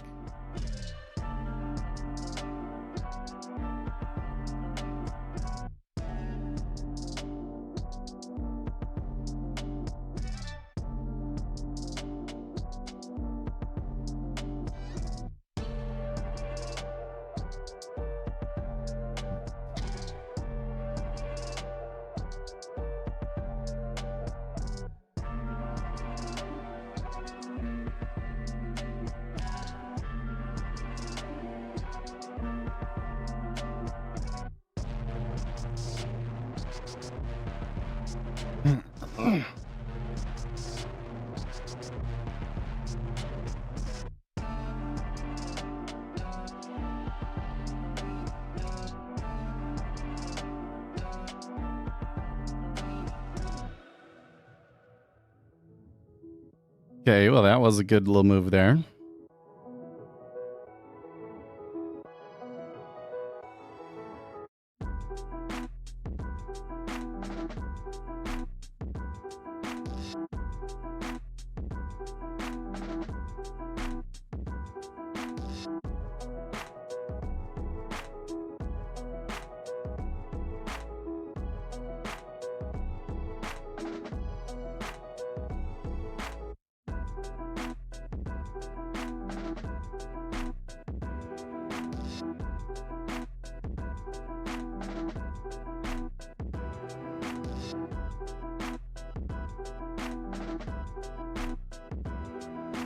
Come on, almost.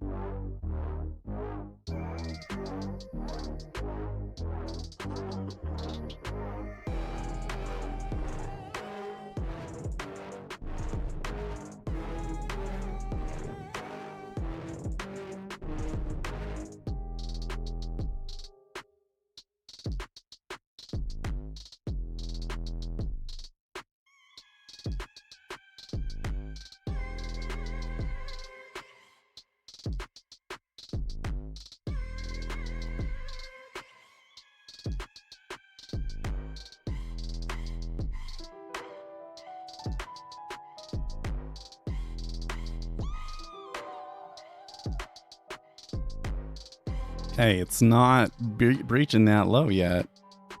They kind of kissed my order at 08 and then came back up. So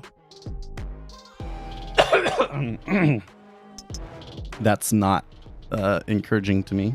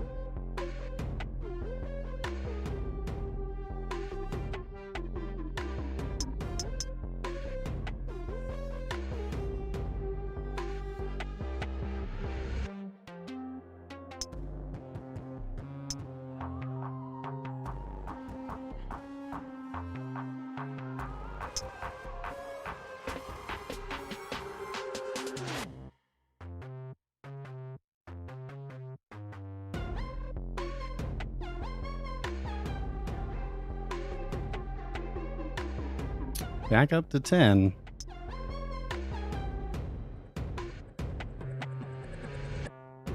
Yeah, there is a strong bid at 09.5.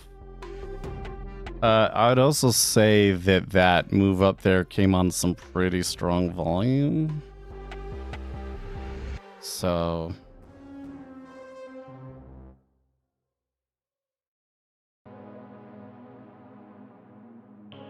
and give it a little bit more room, but if it continues to move up, I'll have to bail. And I don't know. I kind of feel like that this trade isn't very serious, you know, which makes me want to just like bail on it now and then try and restart and like try and take it more seriously. But like if I take it more seriously, then it's like, well, would I even trade here? You know?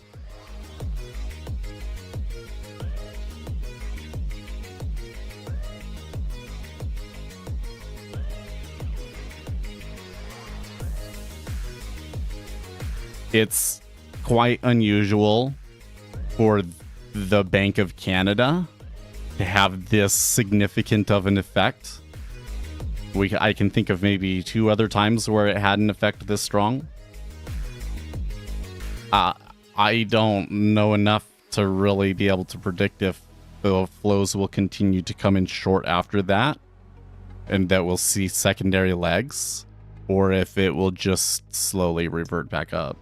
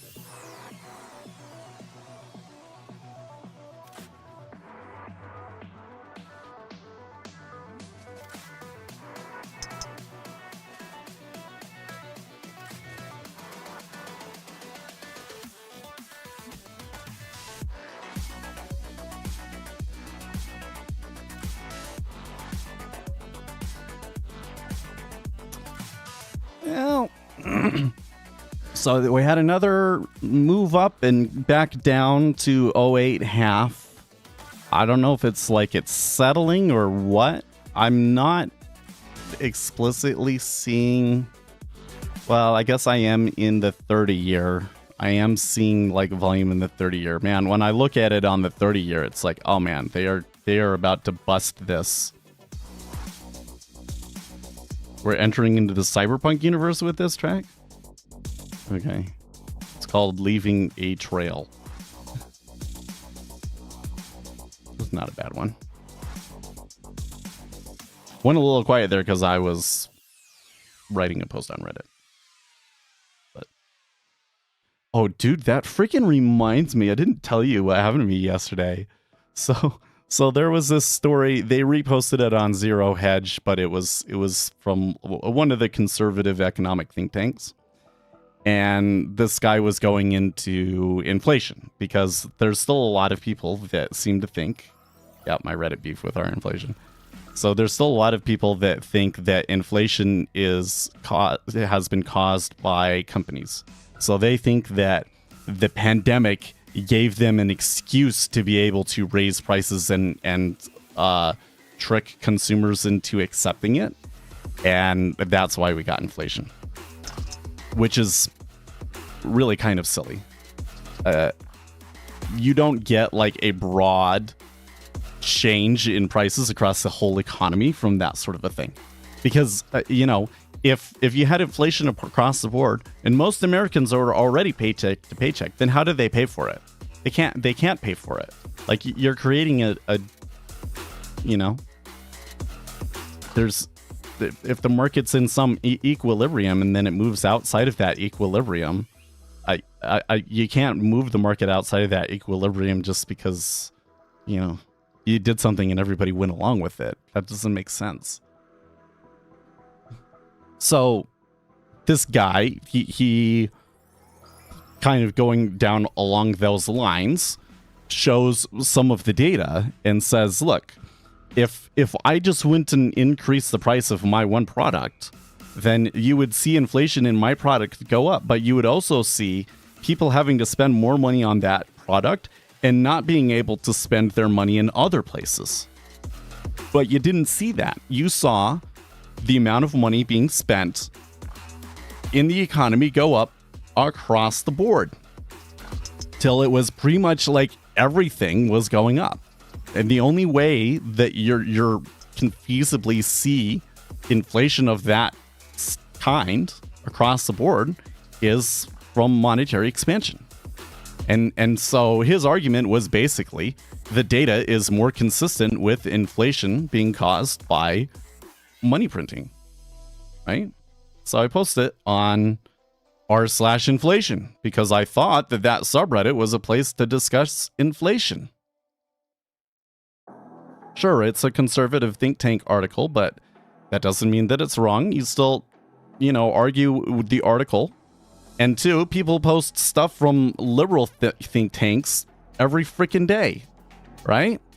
So I go and I post this article. For a while, they kind of left it alone. So here's like you say, it's my beef. And it's like, well, maybe they don't want that kind of article because it's too political or whatever the deal is on that subreddit. Bullshit. And I'll tell you why. When I posted the article, they changed my flair. So they set my flair to anything I don't like is fake, because the article was basically saying these claims that inflation is caused by companies is false, right?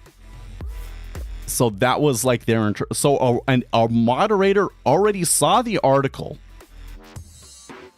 saw that, and decided to disparage me and try and reduce my authority in the subreddit. Okay, and then didn't do anything. Couple hours went by. The post was starting to pick up traction. It was getting upvoted. It was controversial. It was like only 60% upvoted, but it was getting upvoted. There was a lot of comments. There was more comments on it than most of the other stuff that goes on in that subreddit.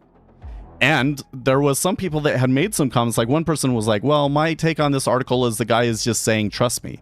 And I responded to that. Like, did you even, because I was so flabbergasted that was like the top comment.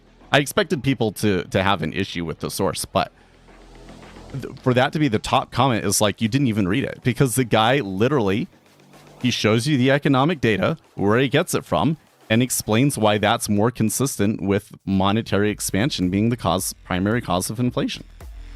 And, so like I said that, once it started picking up traction, then the moderators decide to ban it, right? They deleted the post, and immediately it was immediately both they banned the post and they banned me. So if it's like, oh, okay, you made a post that is not within the rules. Okay, first of all, they don't have a whole lot of rules set on that subreddit, at least not publicly stated, and none of what I did was against the rules. They said that the post was spam or repeat content, which is bullshit. The article had been posted that day, so not my content. There's only been posted 3 places on Reddit, and I was the first one to post it, by the way. It's still up on r/economics, right? So they banned it for being spam, which is absolute bullshit. Their reason for banning me is not legitimate. There's absolutely no way that you can possibly twist that around to like that it was legitimate. But then if it's like, oh, okay, well, you made a mistake, so just don't do it again, you wouldn't immediately ban the person too, right? You only ban the person because you can see that they're having an influence in a narrative that you don't want to be discussed. So then I messaged them and I'm like, why is this against the rules? Because you said that it was spam content. I don't understand how this is spam content. And, it's not my content. I only posted it once. It hasn't been posted by anybody else. It's an article that just came out today, right? And then they muted me from messaging the admins. Like I sent one message and then they said, no, you can't message the admins anymore. Yeah, I was talking to the administrators of that subreddit.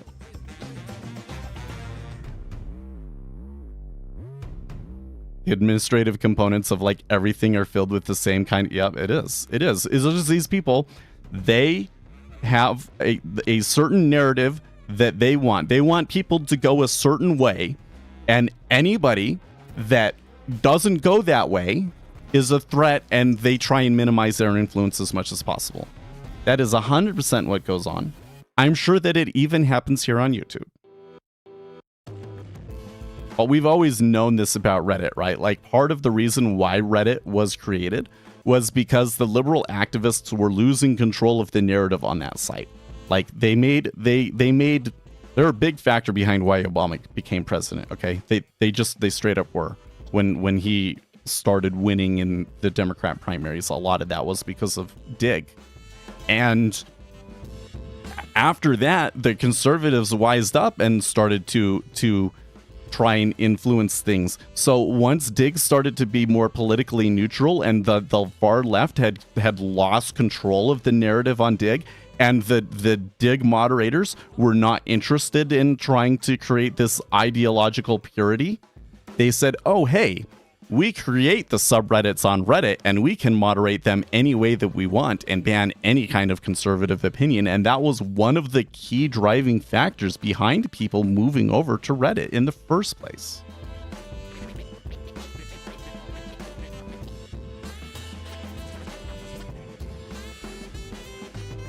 Yeah.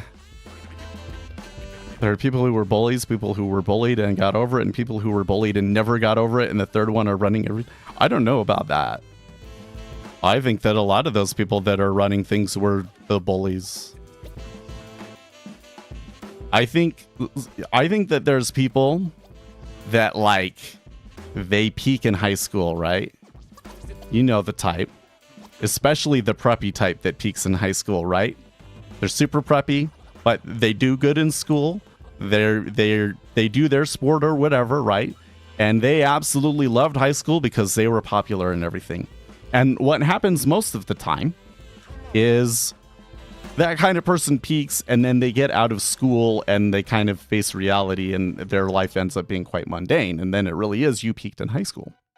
But there's this other group of people that because they're rich, they went to the right high school, they went to the right university, right? And You know, they have money, and maybe they're old money, and it's like, let's just continue it on. That whole party that we were having in high school, we have it in university, and then we have it afterwards. And you would never know that these cliques exist unless you knew, right? Like, you would have to be exposed to people that know that sort of thing. If you had been in that community, then you would know where they hang out. You'd know which country club in your area it is that they go to. You would know where the local polo match happens and that sort of a thing.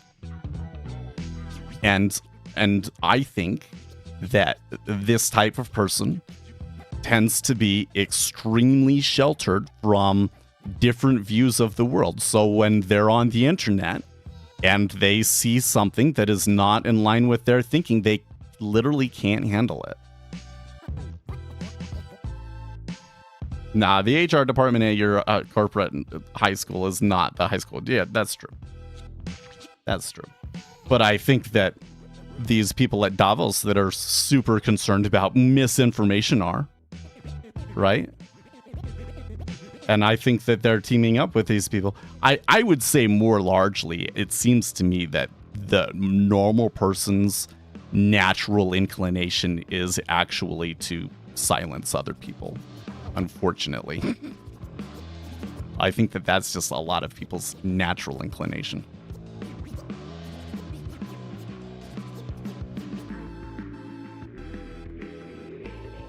But it's so frustrating to me that you can still do this kind of BS on some of the most popular and influential internet forums, and nobody bats an eye at it. Like, what are you going to do about it? You're banned. Oh, well. Just warning you, r/inflation, not what you think it might be. You might think, oh, this is a place to discuss inflation. No, it's not. It's a subreddit for people to try and push the idea that inflation is being caused by corporations and not by government money printing. And nobody cares. And they just take over forum after forum after forum. And then someday you won't be able to talk either. And then it's nobody cares and life moves on and you just disengage.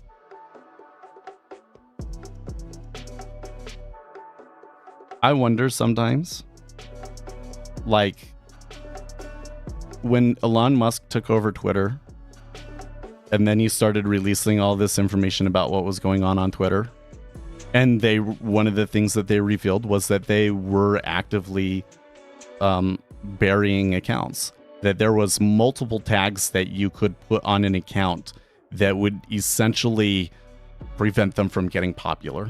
That it would intentionally throttle the promotion of that content. And I'm pretty sure that every social media platform has factors like that. I'm pretty sure that I think that YouTube says this. So of course they're like, well, we are only doing it for this. Like, we're only going to throttle your content if you're spreading vaccine misinformation or information that would be like harmful to people's health or something like that, right? But sometimes I wonder, like, if all of that information about YouTube was revealed, what would it show about my channel? And I wouldn't be the least bit surprised to have seen that my content on both YouTube and TikTok has been intentionally throttled because of political things. Because it gets throttled every fucking where else. And it's pretty effing hilarious too, because I'm not really like your far right winger conspiracy theorist guy, right? Like the far right guys kind of don't like me either.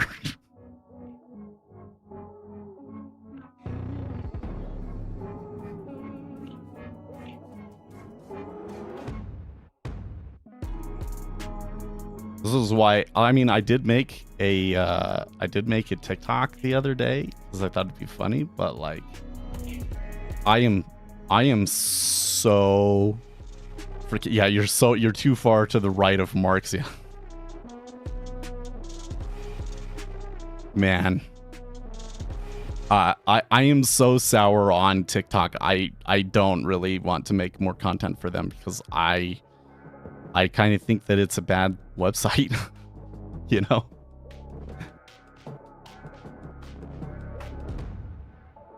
So I'm wondering how I should do this now that it's kind of settled back down into where I was hoping it would.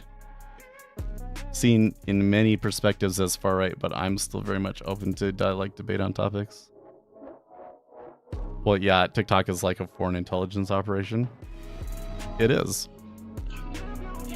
I don't know if, like, the thing that I don't understand, and I'm not saying that it's not true. I'm just saying we don't know enough to really understand why it's so important and useful. I don't understand how what I do on TikTok is useful to the Chinese government, you know? But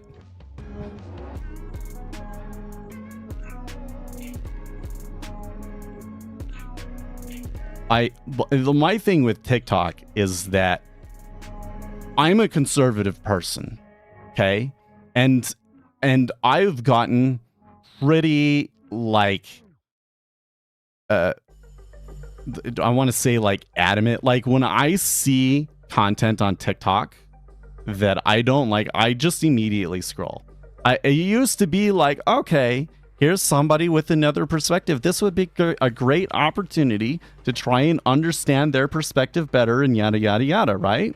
But what happens when you do that? It sends you more of it, right? So I've gotten to, as soon as they say something that I know is incorrect, I swipe. And I try to avoid watching TikToks about that as much as possible.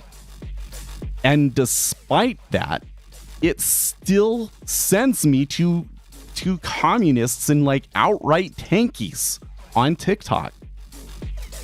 So I'm 100% convinced that it is propaganda, yes. That TikTok intentionally boosts left-wing communist propaganda. I think it does. I really think it does. And more broadly, I think that TikTok intentionally promotes content that is supposed to make you dissatisfied with capitalism and with America as a whole. Like, that seems to be, if there's content that it's promoting, it's that. It wants you to be unsatisfied with the system. I still use TikTok, though. There's entertaining stuff on it. I don't know.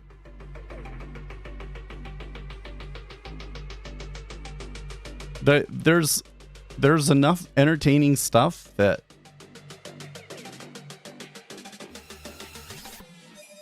Are you familiar with critical theory? Well, when you say critical theory, I mean that kind of sounds like a really, really broad stroke, right? Because if you're talking about what I think you're talking about, that critical theory has kind of branched off into many different... Yeah.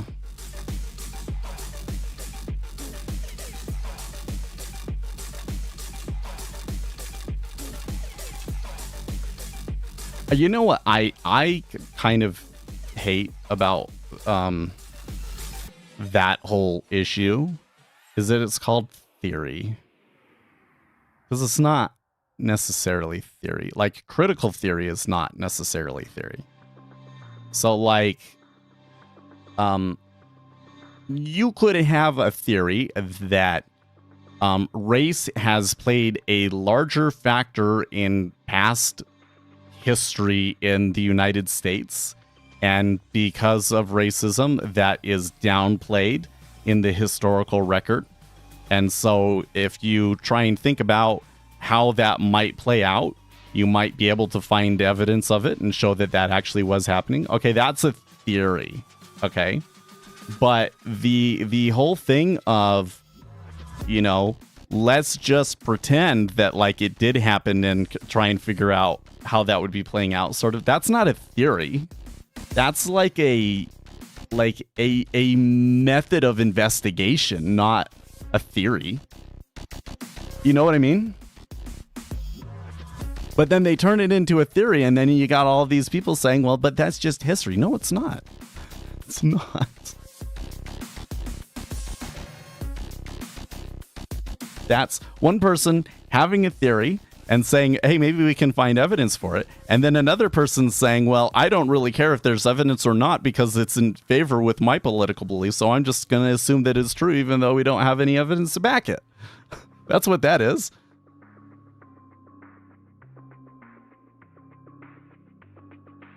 Yeah. I mean, the word theory as it relates to science is basically it is something that we have a large amount of empirical evidence supporting that it's true. I think people misunderstand the whole use of the word theory because we think of it more in a scientific context. So if I have a theory of gravity, for instance, well, then I write my equation up and then I go and I do a bunch of measurements and I can see that all of the measurements match exactly what I say they should, right?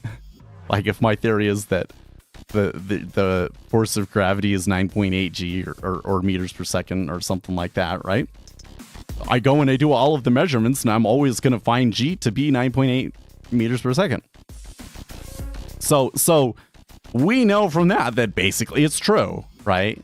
Okay. Most science isn't like that. Like the inelastic market hypothesis isn't like that. There's not one little test that I can do that conclusively proves that financial markets are inelastic. But we have a lot of evidence, and it fits in with a lot of other things that we do know. We have a lot of pieces of evidence that do suggest that financial markets are inelastic, right? We call it a theory because there could always be some piece of information that comes out tomorrow that contradicts that or refines our knowledge and says that, well, it's not actually inelastic, but it's kind of more like this. And that's why you did see the things that you were seeing before were true, but it's deeper than that, right? That's why we have theory. So now you come over and you take it into social sciences. And you have a theory about something, and then you turn around and you try and use the word theory in the same way that it is in science, that it basically it's because we have a theory, but that basically means that it's true. It's total bullshit. When you're talking about history and stuff, right?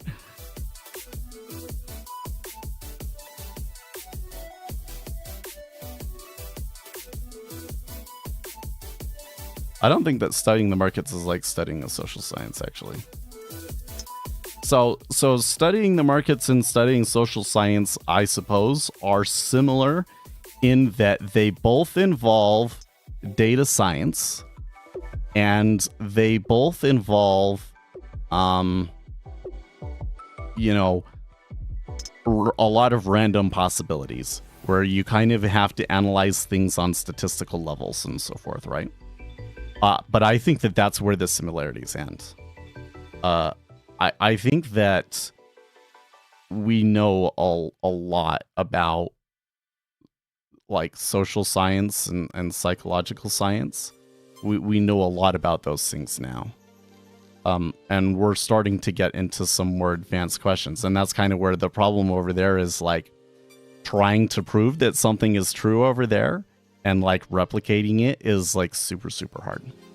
And probably a lot of the things that we thought we knew were not really true, right?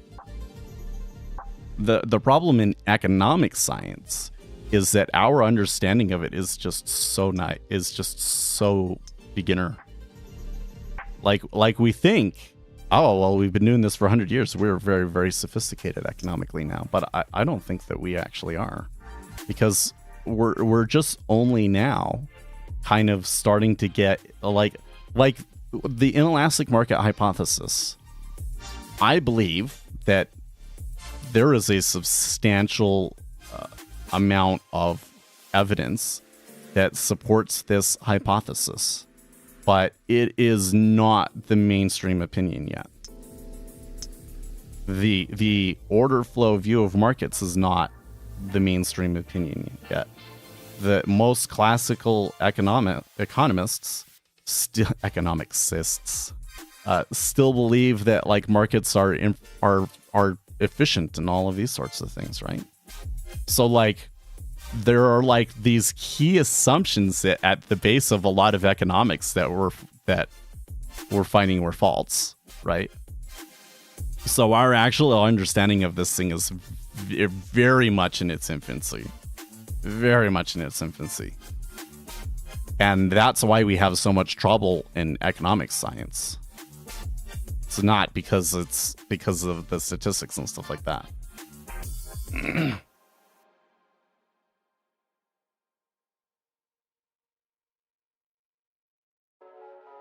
Since you made a synthetic dollar index, you should make a synthetic dollar cumulative delta. So I could. So there's within that, there would probably be a couple of like decisions that you'd have to make, right? So if we were to say, what are the factors here? I forget.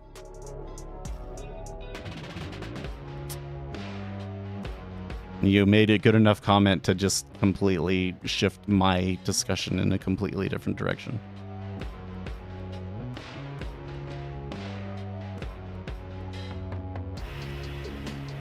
Oh, they're all negative, are they? Oh, no. Those are just the powers. Okay, yes. Some of them are positive and some of them are negative. So, for instance, oh,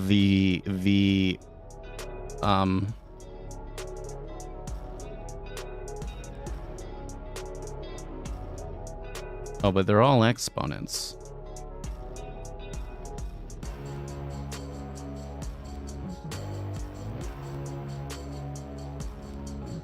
Oh, maybe they all are negative. Okay. Let me double check that. My understanding.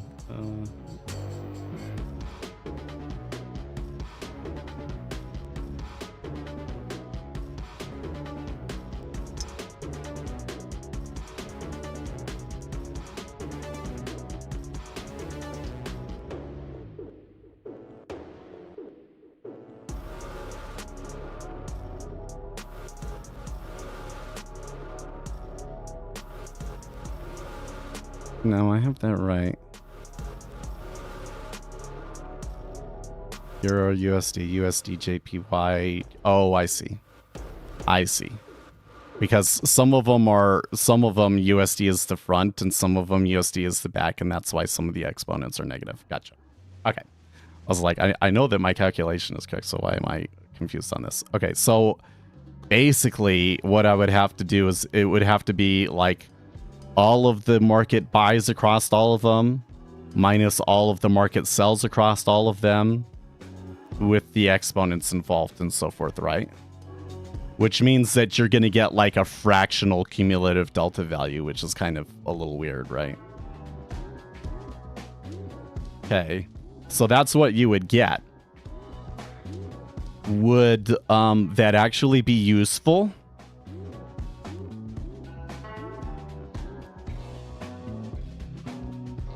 I don't know. I guess maybe not. I don't know.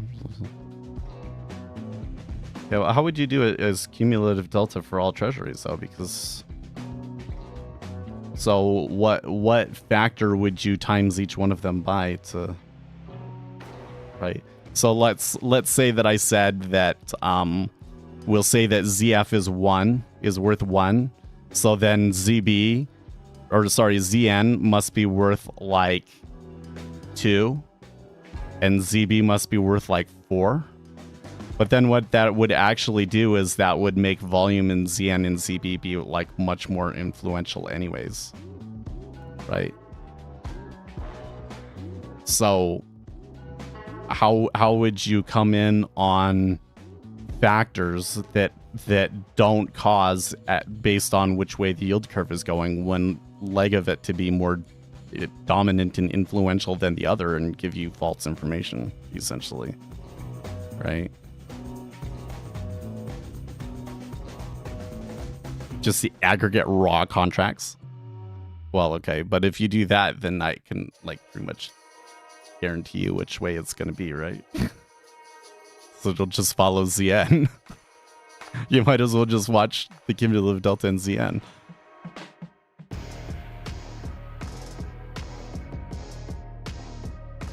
Well, I think we could do that. It's just...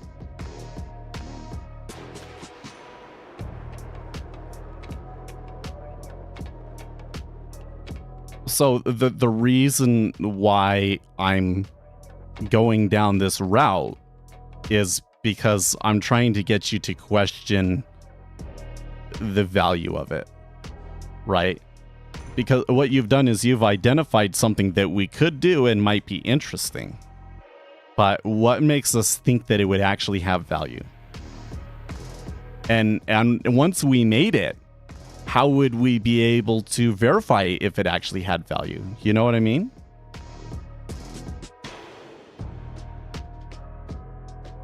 So knowing what the actual value of the dollar is, that certainly has value, because like we know it's an index that like everybody in the industry watches, right?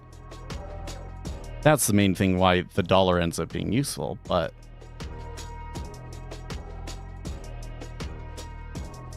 we're starting to talk about things that are very, very theoretical. And like, I don't have an explicit theoretical reason why it would be valuable to me, right? Or another way of thinking of it is, I can see the volume in ZF and the volume in ZN and the volume in ZB and what the cumulative deltas are doing in all three of those. What makes me think that combining them together in some formula would somehow be more useful to me or provide something extra, right? Yeah, touching that new low. Haven't cleared it, but they're tagging it.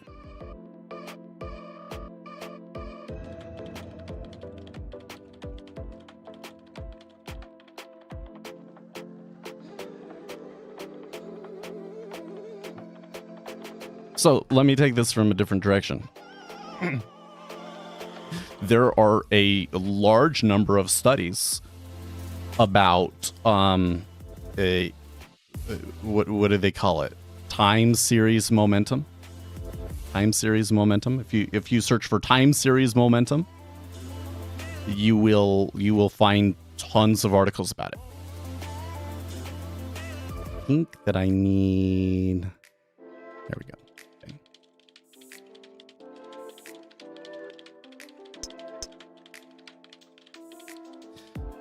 So I have all of these studies. I can go and read the specific methods that they're using to determine like what is time series momentum, etc. I can go and I can recreate their models here in NinjaTrader and backtest them myself and then work upon those models and so forth. And we know that there is a pretty substantial part. I mean, like our industry, the futures industry specifically, like one of the biggest factors that the traders that are making money, they're doing it from momentum traders that are trading momentum on daily bars, right? So that, I think, gives me a substantial justification to spend my time studying it, right? Versus, here's an indicator that I know I can make. Let's make it and then start seeing what we can possibly glean from it. That is essentially data mining, right? That is get as much data and analysis as I possibly can, and then see what works, and hopefully and hope that actually there's a real reason for that, and that I haven't just discovered a random aberration in the data that doesn't actually mean anything, right? Because most of the time that is what happens, is the thing that was working then, it was just a coincidence. Especially if there are any kind of factors in your model that you had to like optimize, like certain constants and stuff, right? Yeah, nice breakdown on the 10 and the 30 year. That was definitely a new leg of the meta order coming in 45 minutes after. Yeah. I think that I did a good job like scaling out there, and that I should just let these last two contracts try and run until the end of the session. And if they go back up here, then oh well. I guess I can, like, if I'm not going to pay attention to it, I can, at the very least, I want to break even, right?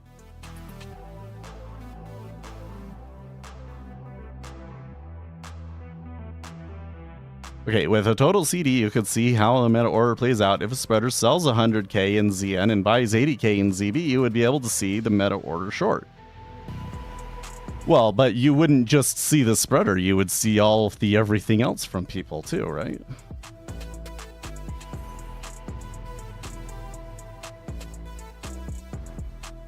It's a day trade, take the profit when your trading day is over.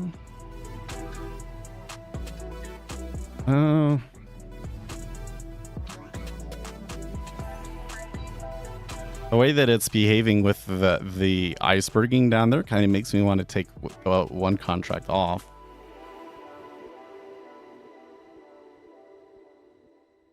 Yeah.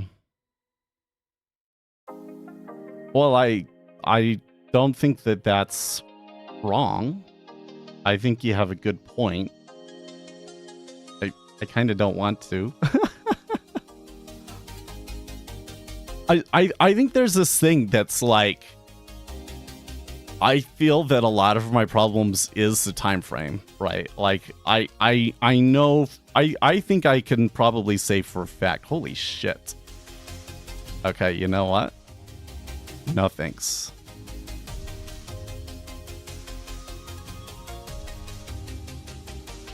Where I'm out. Holy crap. Oh, it's 9 o'clock. I didn't even realize it was 9 o'clock. That makes your question like far more pertinent. I don't know. Yeah.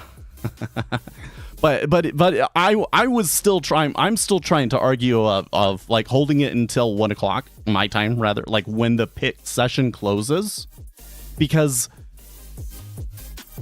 my observation has been that the best trends, that's where it goes. And the thing that I'm so frustrated at is that, you know, I'll go in during my time period, I only make like 4 ticks, and then after that it goes like 16, 20, and I'm like, what the heck? Like, I'm missing the best runs because of the time when I could have held it.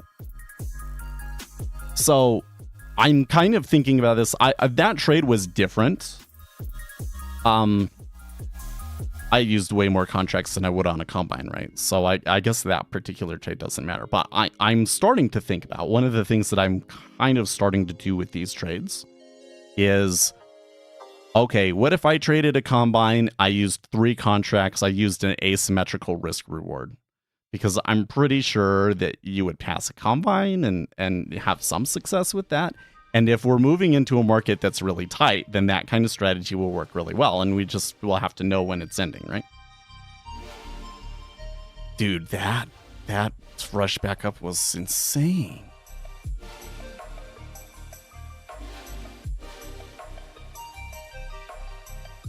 I often feel like if I'm not in something by 9 a.m. my time and basic, well, that's true.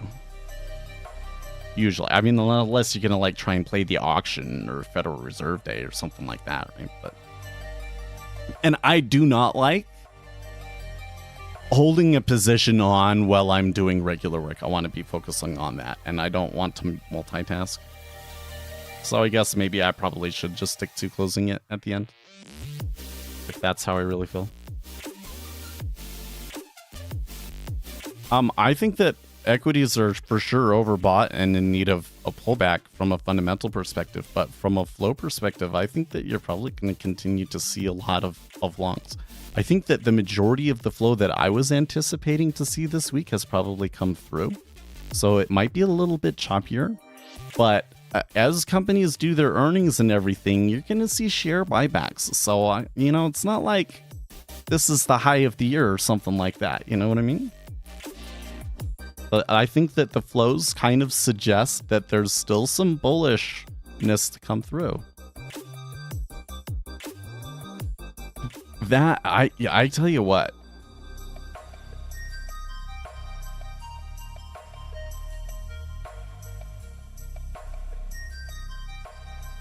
That move in the treasury was awfully suspicious. Like, I'm not seeing correlated instrument doing anything, are you? It went up like 8 ticks and back down 8 ticks for no apparent reason. No, there was buying in ZB. There was buying in ZB.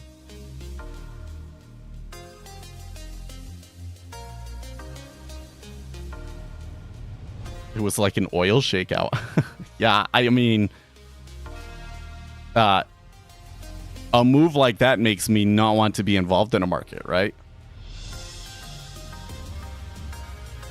But like normally I can kind of like point to, oh, well, there was a move in the Japanese yen and this, that, and the other. But that one was just a freak move.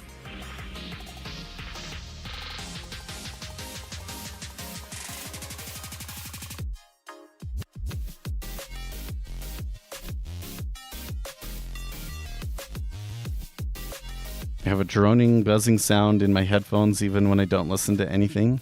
Are you using the sound port on the front of your computer? Because that can cause that.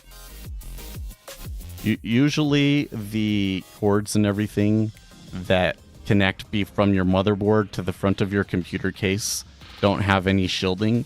And so it's picking up all of the EMF radiation from inside of your computer case, and then you hear it in your headphones. That's why it's usually better to use like the port on the back. Bluetooth light. I don't know, man. That's weird. That's really weird.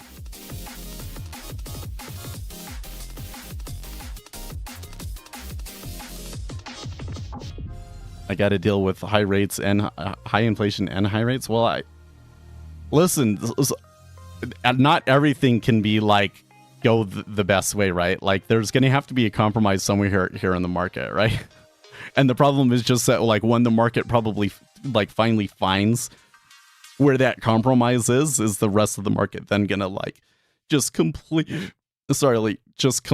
sell off because of it, right? Like let's see.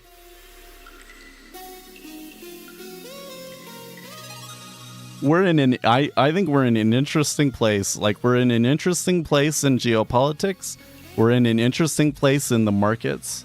We're in an interesting place in our own journey of trading. And I want to be like, I'm walking in one direction. And that's like, I know that where I want to go is somewhere over there. And we're just kind of walking. And hopefully as we get closer, it becomes a little bit more clear specifically what we want to do.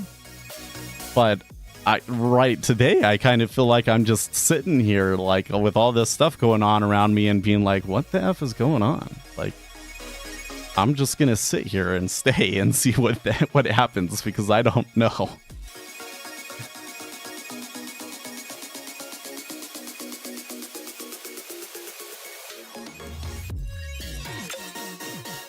Anyways, I used to have a cumulative delta that was like a spread, but I didn't find it particularly useful, so. I think that we can do some more stuff with indicators. I'm kind of torn between like, I want to do stuff on stream. I don't know if you guys really care, and that probably would like decrease viewership, to be honest with you. But then there's also some of those things like program I could put it in the indicator suite, and then I wouldn't necessarily want you to see the code. So I don't know. But at the moment, I am more interested in the yield curve. Like if things are going to be really tight, then things like did the basis or the spread between the front month and the front month, did that strengthen or weaken?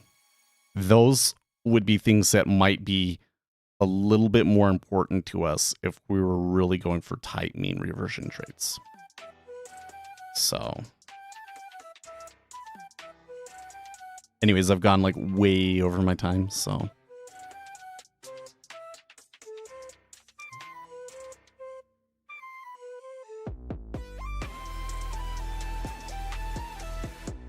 Brando, if you're asking like what's some good advice for getting into bonds futures trading, there's no good way to do it. You just come here every day and listen to the conversation and try and contribute as much as you can. Just go from the approach that like I know nothing, and people will mention something and then you go, oh, okay, and then you can dig. But like we ourselves, it's so much information to compile together that we ourselves don't even realize how much we freaking know about this market. And it's only like a teeny tiny little fraction of a percentage of the stuff that like the real professionals know. So it's a difficult nut to crack. I'll see you guys tomorrow. Stay excellent, team.